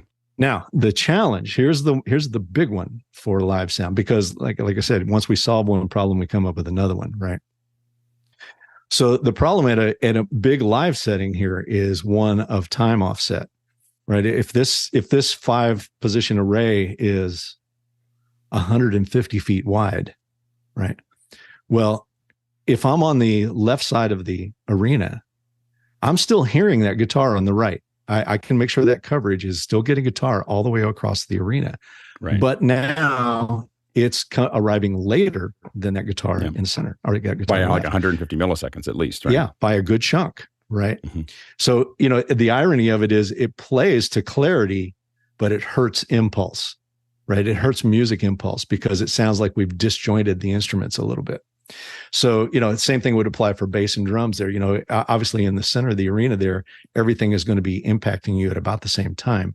But if I'm off to one side, that guitar one, if I'm off on the left side, the guitar one is actually going to be arriving just a little bit earlier than the drum kit and the vocal. Right. So it's the challenge is one of propagation. And it's really one of my goals here over the next however many years is to find the boundary for this. Like, I want to take this out into a stadium and see if we can make this work. Right. I think from a clarity perspective and a tonal shift perspective, it will be unbelievably great. Right. But I worry about the impulse portion of it, right? Are we segmenting? Are we kind of disjointing the music a little bit in terms of just impulse, et cetera? Yep. So, we kind of, in concert sound, we especially, I think, we kind of live in what we've done in the past. It's hard to get us to go forward. Everybody does. I mean, like everybody, the hardest part that you have is that everybody has like, well, this is the way we did it. No one complained a lot about it. And, if we change it and we do something aggressive and it doesn't work, then everybody, then there's lots of meetings, and so I think that's always the hard part is getting past the past. Yeah. It's been funny to watch it and kind of stay abreast of it in the recording world and, the other, I won't say the post world so much, but the recording world, where there's been kind of a pushback on it. Everybody's kind of, there are people that have claimed it's a money grab. It's, all of this stuff. And they have a tendency to kind of make it a binary argument. It's like, well, it's either this or stereo. This will never replace stereo, things like that. Or, right. We're going to go back and take a piece of music that was clearly mixed for mono or stereo, and we're going to break it apart and see if it works in immersive and use that as a validation for immersive. It's like, well, wait, hang on a minute. Can't we think a little broader than that? I mean, I think that the hard part is that people don't hear it that often. And so like, I just feel like, I hear, I'm sitting in, a soundstage in Los Angeles and listening to it in immersive with a lot of speakers. And when you hear that, you're like, oh, this is the most amazing thing ever. And then you go, what happens though, is that I think it does poison your mind after a while for people like you and I of when you listen to stereo, it sounds really flat because you're not, but for people who are just used to stereo, that's. Yeah. And stereo, the thing is stereo is still going to have its application. It's still going to have its place. Mono still has its place. I mean, if you look at this, it's just a series of monos that are put into play.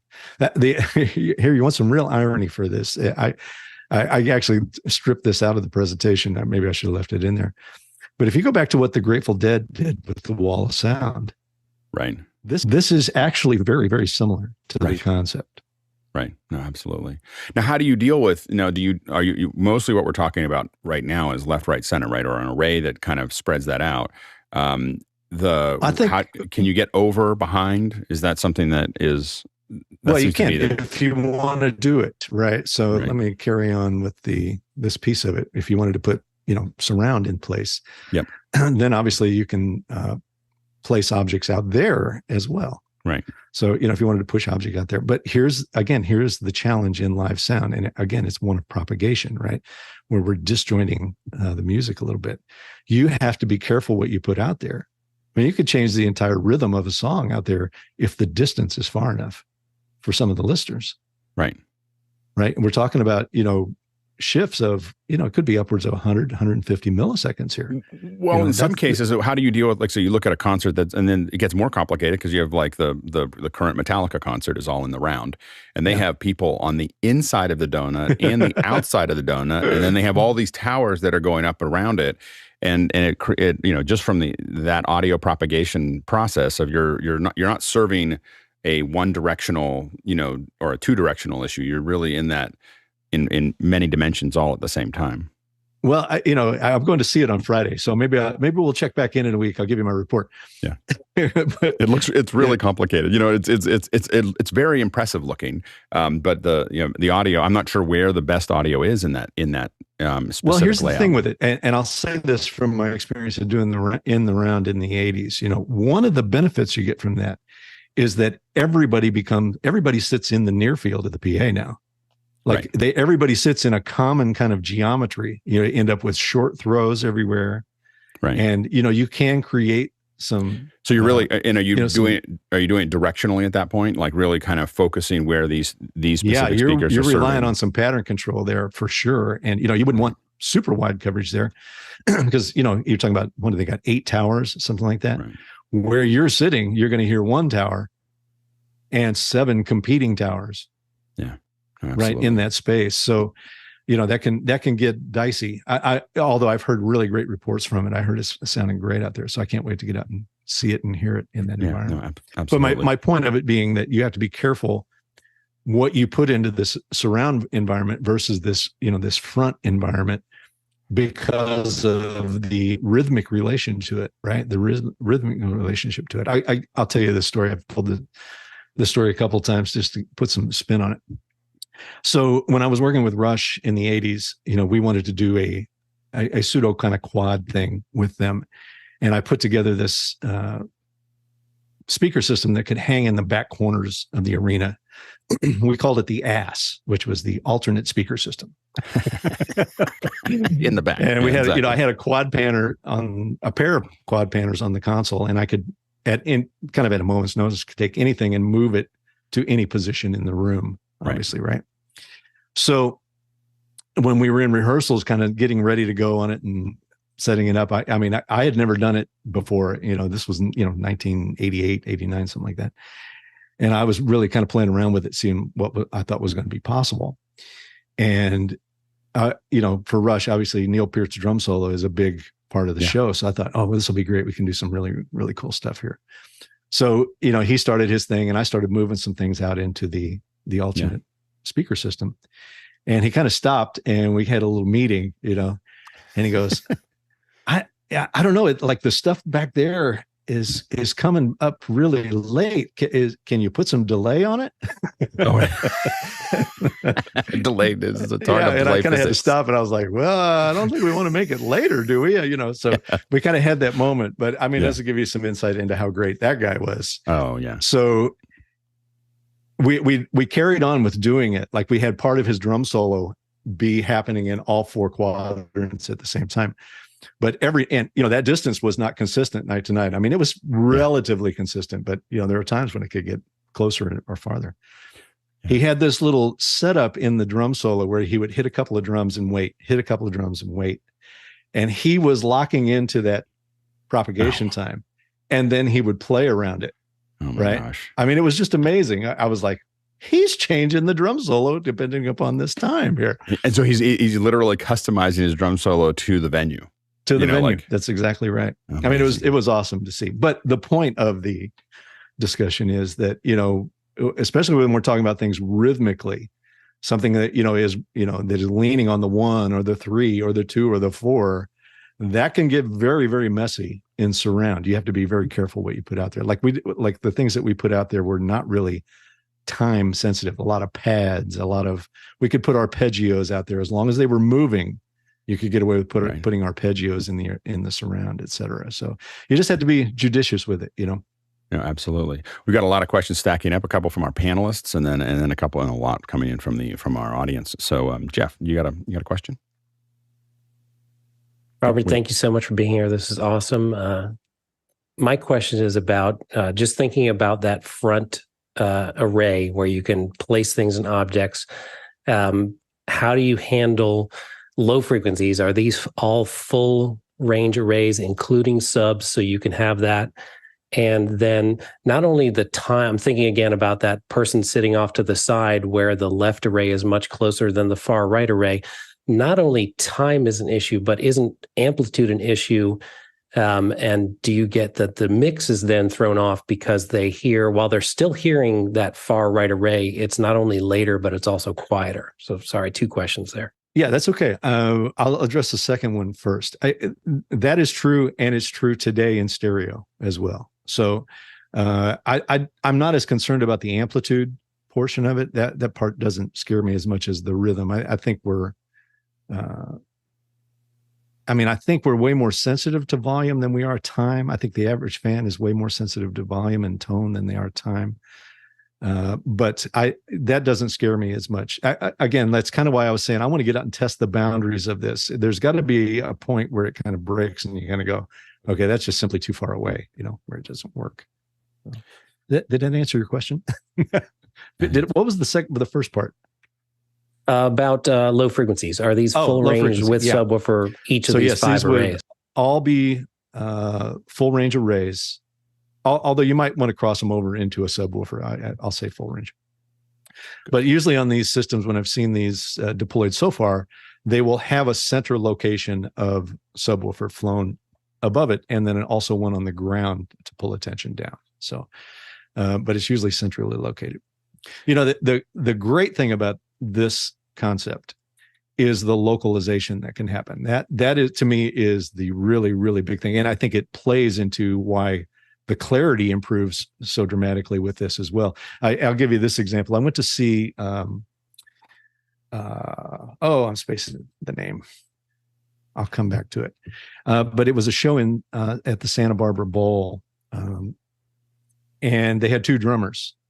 And I can tell you, as a mixer, I have mixed shows with 2 drummers, and it is the hardest thing to do I've ever done in my life, because they have to just be so locked in, and you kind of have this situation where you have 2 impulses trying to happen at the same time, and if they don't, it kind of gets floppy. All of the bad things that happen from this. But this act had 2 drummers, and they used the immersive to put them left and right. Like on stage, they were left and right. So, like the kick snare that you see here would obviously move over to the left. Another set would move over to the right. And I would just tell you, it was one of the greatest audio experiences I've ever had, where I could, if one of the drummers was doing rudiments, I could tell which one it was. If he was doing any kind of grace noting on the snare, it's like, okay, that's the guy over there. It was just so easy to tell those 2 drum parts apart. And man, it made the show really, really work. It was just awesome. So localization is a big thing. And, I'll carry on with I'll throw this in there just so I can hopefully make it go. Come on. There we go. Yeah. With so that, we're talking about an object, much more like it would be if you're actually in a room without amplification and you've got those 2 drummers. It's like, yeah, very much so. I mean, it's just like a bigger version of that. But one of the cool things that we can do in immersive is use a tracker, right? So if we had a vocal here, now if we put a tracker on that person singing, as they move left to right, We could have it move in the PA system. And what trackers are you using for that? I think probably the most popular one is the Black Tracker. I think that's what's called, Black Tracks. Yeah. Yep. And think about the possibilities for that right there. That alone with rap music, right? Where you might have 2, 3, 4, 5 people rapping. Where if, depending on what side of the stage they are on, that's where your attention is drawn with the audio. You could easily pick out anybody in the song and know who's doing what. I mean, that part of it is super, super effective and immersive. So, I like I said, I'm a big fan of this. I hope we can make it happen. Absolutely. Marty? So many questions. I probably have some. I probably should submit my own questions here. That's what I should. Well, let me go backwards. Let me start from the end and go backwards. So, so you addressed propagation delay and the timing issues and all that. So first of all, I want to make sure I fully understand the 5 speakers you have across the front. Every one of those speakers is covering the entire audience area, right? Well, it's certainly responsible for 180 degrees across and out. Okay. Obviously, it can't cover behind. And that's a whole another discussion of how we build fill with this.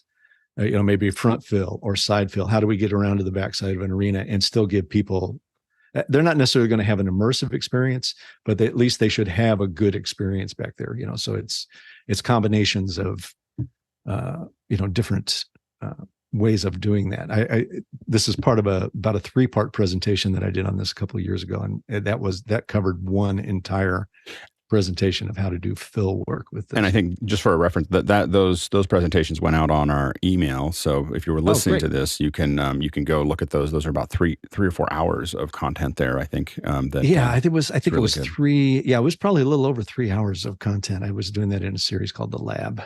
Yeah, really good. Right, because I was working towards.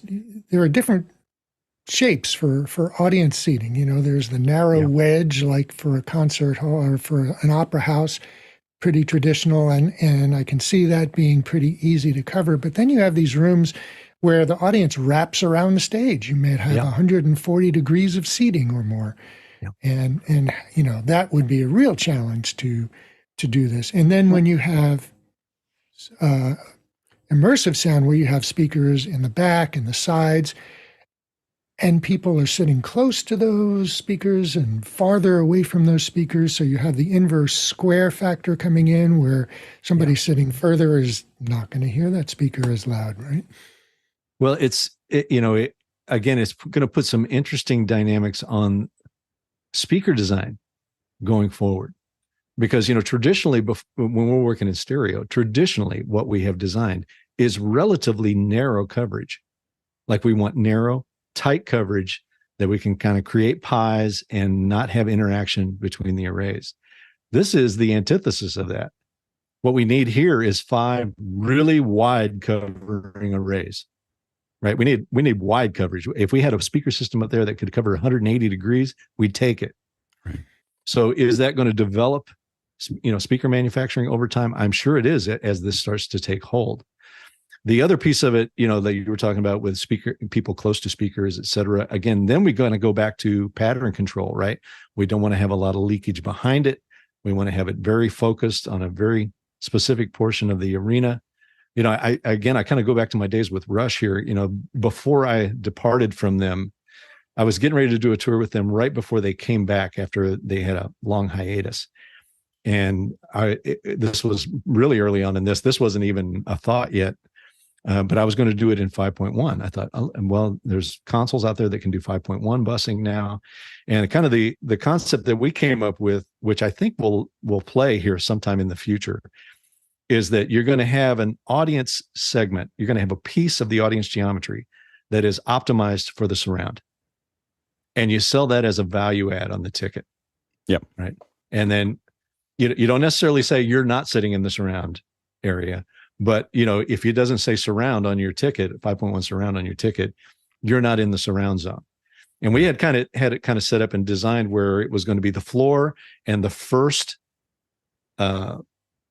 what do you want to call it? The first set of seats that come up off the floor, right? All of those seats were going to be in the 5.1 zone. So, that was kind of the idea there. And I think as we move forward here, that kind of is going to take place. Well, in many ways, they're industry. Already charging more for those. You would charge more for them. Right. Yeah. You absolutely would. That would be a value add. So as if we need more reasons to raise ticket prices, right? Oh man, that's a whole nother second hour. Yeah, go ahead, Lucas. Yeah, thank you very much for being here. This is great. You touched on not really having a master or main bus or stereo bus anymore. Many mixers tend to use that to do compression or something else. How do you deal with that not having this gluing effect, perhaps? Right. Well, I would say to the mixers that I advise on, I say, keep in mind that gluing effect takes place when everything is coming out of the same speaker, right? That is a big piece of how that compression works in that situation. But you're absolutely right, where we are not to the point yet where I could equalize this as a mix, or I could compress and limit it as a mix. I think we will get there. I think as a function of DSP, the DSP processors at some point will allow us to do this. But right now we can't do that. But that said, I'll say this, after doing some mixing in this environment, it seemed to require way less of it. Right. Like, because the clarity and the separation is there to begin with, I seem to rely way less on what I would consider a system EQ or a system compression or, anything like that. But that said, we will definitely get to a place, if this takes hold, where we can do that within the DSP. I'm very confident of that. We could probably get very close to it today in digital consoles, where we could do some creative linking to processors, et cetera, channel processors, and get something close to it. So, and there's nothing that says you couldn't do that kind of thing. Like, we're talking about completely discrete objects here, 128 objects up into the thing. Well, maybe you take your drum kit and you do it as an object. Or maybe you do kick, snare, and toms as an object and compress that however you need to do it. If you want to do parallel compression on it, go right ahead. It was one of the things we designed into the Avid SXL with this in mind, where you can do parallel compression on every object, right? Every input, every output of the console has its own capability of doing parallel compression, and it was aimed right at this mindset. Let's jump into the questions from the producers. First question. Next question coming in from Tromsø, Norway. Ronnie Hofse wants to know, in a live concert stage setting, everything seems to be focused on splitting audience in 50% parts in front of each PA's left and right stack array. Standing in either side will almost never give a stereo experience.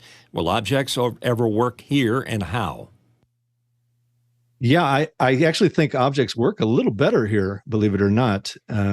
And again, it has to do with coverage, right? Where the center portions of this front field that we see are covering all of the arena. So, you can get fooled in stereo where you get something that sounds big and fat and juicy right in the center of the arena, but it may not sound like that off to the left. You don't have that summation that is happening there, et cetera. So I don't know if I necessarily agree that we're partitioning off the audience. Really what I'm looking for when I'm setting up PA coverage is not even necessarily equal amplitude. I'm looking for equal tonal response, regardless of where you're sitting in the room. If you're sitting far away, you're sitting close, it's got the same tonal aspect to it, the same frequency response. So hopefully, we get that. You'll have a good experience off to the left and right. I will say this, after being in this business for a long time, I think concert sound today is as good as it's ever been. We do more with concert sound today than we've ever done in terms of coverage and spectral. It's just, if you go, I might get some pushback on this. If you go to see a really bad sounding show, chances are it's not the PA system's fault. Next question. From Mickey Makachor in Manila, Philippines, we have discussed Dolby's recent push into the live sound reinforcement world. How can the use of Dolby's toolsets and specifications help in sound reinforcement? Well, Dolby's, trying to make a play in this space. They're trying to make their push into live sound. I've been in touch with them on a number of occasions talking about it, and I'll go on record here as saying I'm all for it.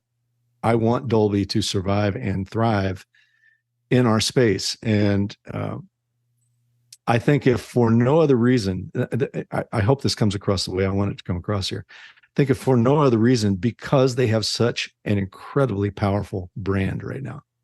If you're going to do a value add to a ticket that's going to relate to an immersive experience, how much money are you willing to pay for a Dolby experience versus an Elisa experience? The average fan has no idea. If I said the word Elisa to them, they have no idea what that is. Absolutely no idea. But if I said Atmos to them, they know what that is. They absolutely know what that is. Partially thanks to Apple. Of course, partially thanks to Apple. Yeah. Now, the flip side to that is if they don't have a good experience at the consumer level, why are they going to pay more at the concert level? I mean, they got to be able to connect the dots there and say, yeah, man, I cannot wait to hear that in a big place. Absolutely. Next question. Adrian Watkins from Wellington, New Zealand. What is the example of a job where you need to use all 128 channels? Oh, I mean, I could certainly think about it from, I don't know if I have a music job where you would have to use all 128. But, certainly any kind of theater production, et cetera, that's using Object Base is so beautifully laid out for theater, man. I could do that. It would just work so fantastic there. But again, it's just down to the job. It's down to the music. And I'll take this opportunity to say this, we're all of us, manufacturers, users, even fans, we're all still trying to figure this out on what we're going to do with it, how we're going to use it. And I actually, my take on this is that I believe the artists are going to drive this into the market. When artists start going into a studio that is set up to record for an immersive mix, and they start creating music with immersive in mind. No different than when artists started creating music with stereo in mind. When they start creating music with immersive in mind and get that out into the field and let people experience it, and then have the realization of, wait a minute, I can do this immersive thing live too, then you're going to see them do it because they hold the keys to it. They hold the financial keys to it. They hold the artistic vision to it, even the production vision. Doing this kind of speaker system would require some adjustment of how we build the look of shows now, right? This is going to eat up a lot of visual space high. So, all of those things would have to be adjusted, and nobody has the stones to be able to do that right out of the gate. The artist has to take that and run with it. So I'll go up on my soapbox there a little bit and say the artists are going to drive this. The first person I ever saw do this was Lord. Right. Lord, right? And it was phenomenal. Yeah, we definitely find when we work with artists and we bring them in and they hear what that sounds like, at the Ross House or something like that they immediately understand, why they want to do it. I would guarantee you that they immediately start thinking too, okay, I might have done that differently. Well, they start writing. If I'd have known this, how it's going to present. Well, they also start. When they're composing, they start composing it like, I'm going to put a little something behind you. Right. I'm going to put a little something over here, and you orchestrate it different, right? Yeah. I mean, go back to that concept of mono. If you were orchestrating for mono versus orchestrating an object, oh my gosh! The possibilities are staggering there. Absolutely. Next question from Tim McCullough in Wichita, Kansas. Hi, Robert. How does your concept of the honest system change the mixing process with object-based mixes? Honest system. Do you mean as in accurate? I'm not sure I follow your question there. Let's go to the next question. Next question is from Jeff Cohen in Miami Beach, Florida. What are some of the primary differences in doing object-based mixing for live versus creating an OBM in post-production? I haven't done enough post work to compare them. Is my honest answer there? I'd be loath to jump in there and try to sound like a hotshot there. I have very little experience in post, even though people have brought me in to consult on it from time to time. I guess one question I have for you is that one of the challenges we have, because I do a fair bit of live and immersive, and one of the things that we do is Are they going to have a click track? Are they going to be in the same place at the same time? Or do we know what's going to actually happen? Which definitely affects the resolution of where we can put things. We can be very precise if we know that those elements are coming in as a they're coming in as an accessory, or whether they're actually being played and when are they being played. And so I think those kinds of things definitely affect how we look at it. Well, and that would definitely affect it in the live world too. If no, I'm things saying are in the live happening- world, that's really what hits us, because in post we can always just start putting them around. But in a lot of times in the live world, we want to see that concert a couple times to figure out what's going on. Well, what I was going to say was we have to always keep in mind that there are musicians on stage here, right, performing it. Right. It's not just playback. I mean, if we're talking about an EDM playback here, all bets are off. Who cares? Man, have a blast with it. But as you kind of experienced with the Neil story there with Rush, things that you do in that space can impact them on stage. Right. So the thing could spin out of control very, very quickly. Now, I've heard people say, well, they're on ear monitors now, it won't matter. Not true. Okay. They definitely can hear that. There's a loss of coherence there that that can unnerve them, so. Don't know if we got to the question there, but I felt like we got went down a rabbit hole. That's good. Lucas Herzog from Mainz, Germany. Are their consoles better or worse suited for OBM? I think, a lot of the live sound consoles now are handling it really, really well. I think any of the consoles that have OSC capabilities on it, where you can take a little bit more control of that object. Oh, it sounds like the landscapers are here. Have a better ability to do something exotic with it. But in terms of just placing the objects, all of the consoles can do that relatively easily if they've got the right output structure, meaning they got AVB or Dante or meaty and can interface to it. Yeah. Next question. Mickey Makachor from Manila, Philippines asks, how much more involved is systems engineering and tuning for an immersive PA system? I'd say considerably more, especially when we start talking about the fill element, when we're talking about putting up spatialized fills for the system, then yeah, you got to really be on your game there for that, for sure. But, in terms of, coverage, you actually get some relief with this. We always talk about this in stereo, in large format stereo for arenas and bigger, is how do we get the back corners to sound right? That's always one of the biggest challenges. And that back corner problem is a function of one array, the left array arriving at one time and the right array arriving at one time to that corner. That's what messes up those corners. So that would go away with this. That would not be a problem here. Good, Courtney.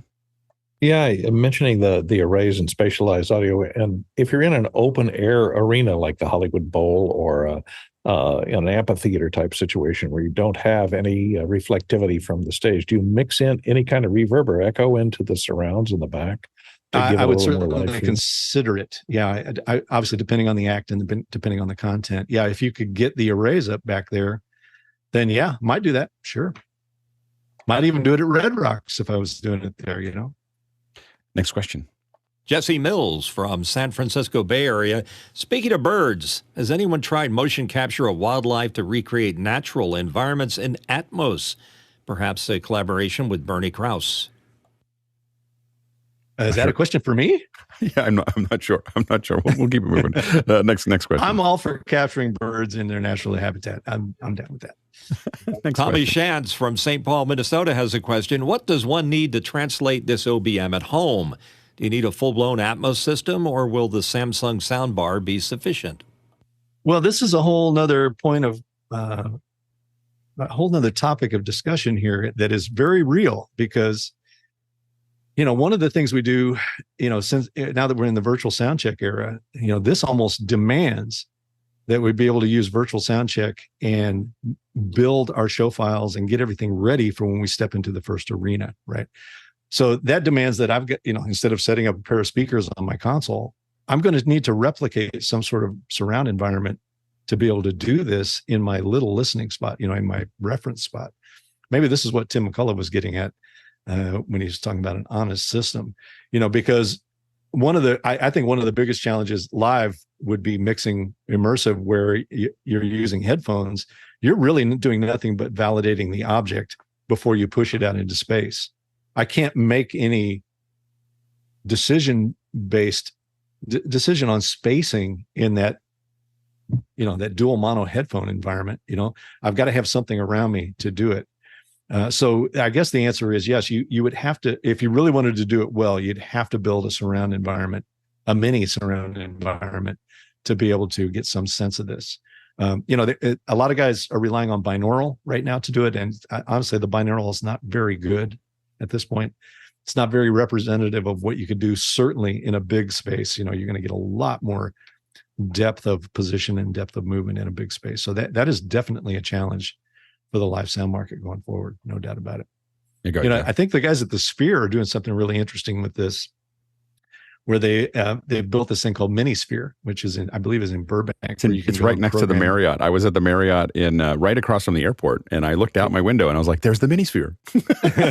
And I was trying to figure out a way. Who can I talk to get me in the Minisphere? And I couldn't get in. So I think that's a good idea. Especially if you're going to come in and do a residency there, you don't want your first show to be like, let's fix all this. You're going to have a place to program and get things set. Well, and that's part of why Claire Brothers, have Lidditz, right? Is to at least start to get down that path, with the stages there. Oh yeah, I mean that facility up in Lidditz is just amazing, otherworldly. It's just incredible. Go ahead, Jeff. And I can imagine if you're doing that virtual sound check, that pre-visualization, if you will, of your show in your smaller home Atmos setup, even if you have the full speaker system. Probably the next thing we need from monitor manufacturers is the ability to, we have the ability to tweak the timing of those speakers, and maybe we need the ability to virtually move your listening position over to the left side of the arena and add those 100 millisecond delays between the left and the right stacks, so you can kind of hear what that's going to do to the rhythmic nature of the music. But I don't think we're there yet in the monitoring. Yeah, I think you're spot on there. We can, ironically, we can kind of do this in today's world with things like Sound Vision for Elisa, where we can go and sit in any seat in the arena and look at the response of the system in that position. We can get a sense of, have we got a lot of overlap here? Is there a lot of, confusion being built by a second array here, a fill array? We can get a real good sense of that. And we can also do that with Anya. When I was working with Anya, you could go sit in any seat and look at frequency response and amplitude there. The next logical step of that is if I'm in a virtual environment, how do I go sit and listen to what I'm doing in that seat, right? So I think that would be really important to be able to kind of inform and educate the artist on, kind of grounding them a little bit. Okay, I know what you did in the studio, but we're in a much, much bigger space here, and propagation could be an issue if we do this here. So I know I deal mostly with theaters, and the physics between a theater and near field is just night and day. Like something to see. Take that times 100 if you move up to an arena and a stadium, for sure. Absolutely, Robert. Thank you so much for your time, guys. This was a blast. Thank you for inviting me in. Do you think we can get you back? You can come back and join us again. Anytime, man. Anytime. It's a dangerous thing. We do this every day. We do this every day. And we do audio once a week. You're on our audio day. So it's a dangerous thing to say anytime, because we'll just be like, come back every Wednesday. So we'd love to have you back. So thank you so much for spending so much time with us. Thank you. It's long overdue. I've been trying to get on this show for a long, long time. But so thank you for letting me off the hook and inviting me. That's great. So great. So great to have you. Thanks to the producers for all the great questions in the first hour and the second hour. Thanks to the panelists. We can't do this without you answering all these great questions. We're going like gangbusters today. And thanks to the incredible crew on the back end. Of course, this isn't your normal Zoom, and we've got a whole production crew on the back end that comes alive every day from all over the world to run this virtually. We have a team that develops all the tools that make this actually possible. And we have an incredible team that's making sure that Robert knows where to show up and how to make this work and it's all in just an incredible amount of effort. And we just really appreciate everybody's contribution here. We traveled, answering all these questions, we traveled 96,000 miles. That's 155,000 kilometers.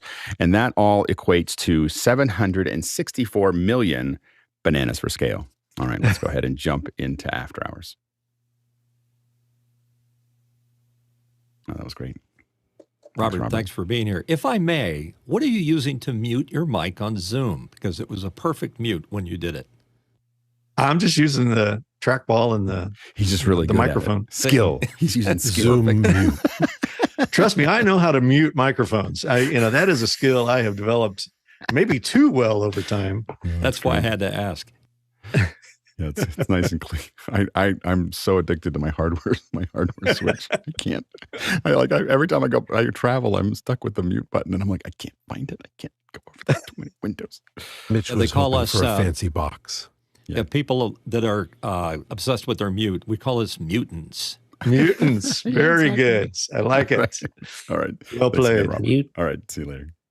Guys, thank you so much. Hope to see you again soon. Thank you. Thank you. Thank you. Thank you, Robert. Thank you. Thank you.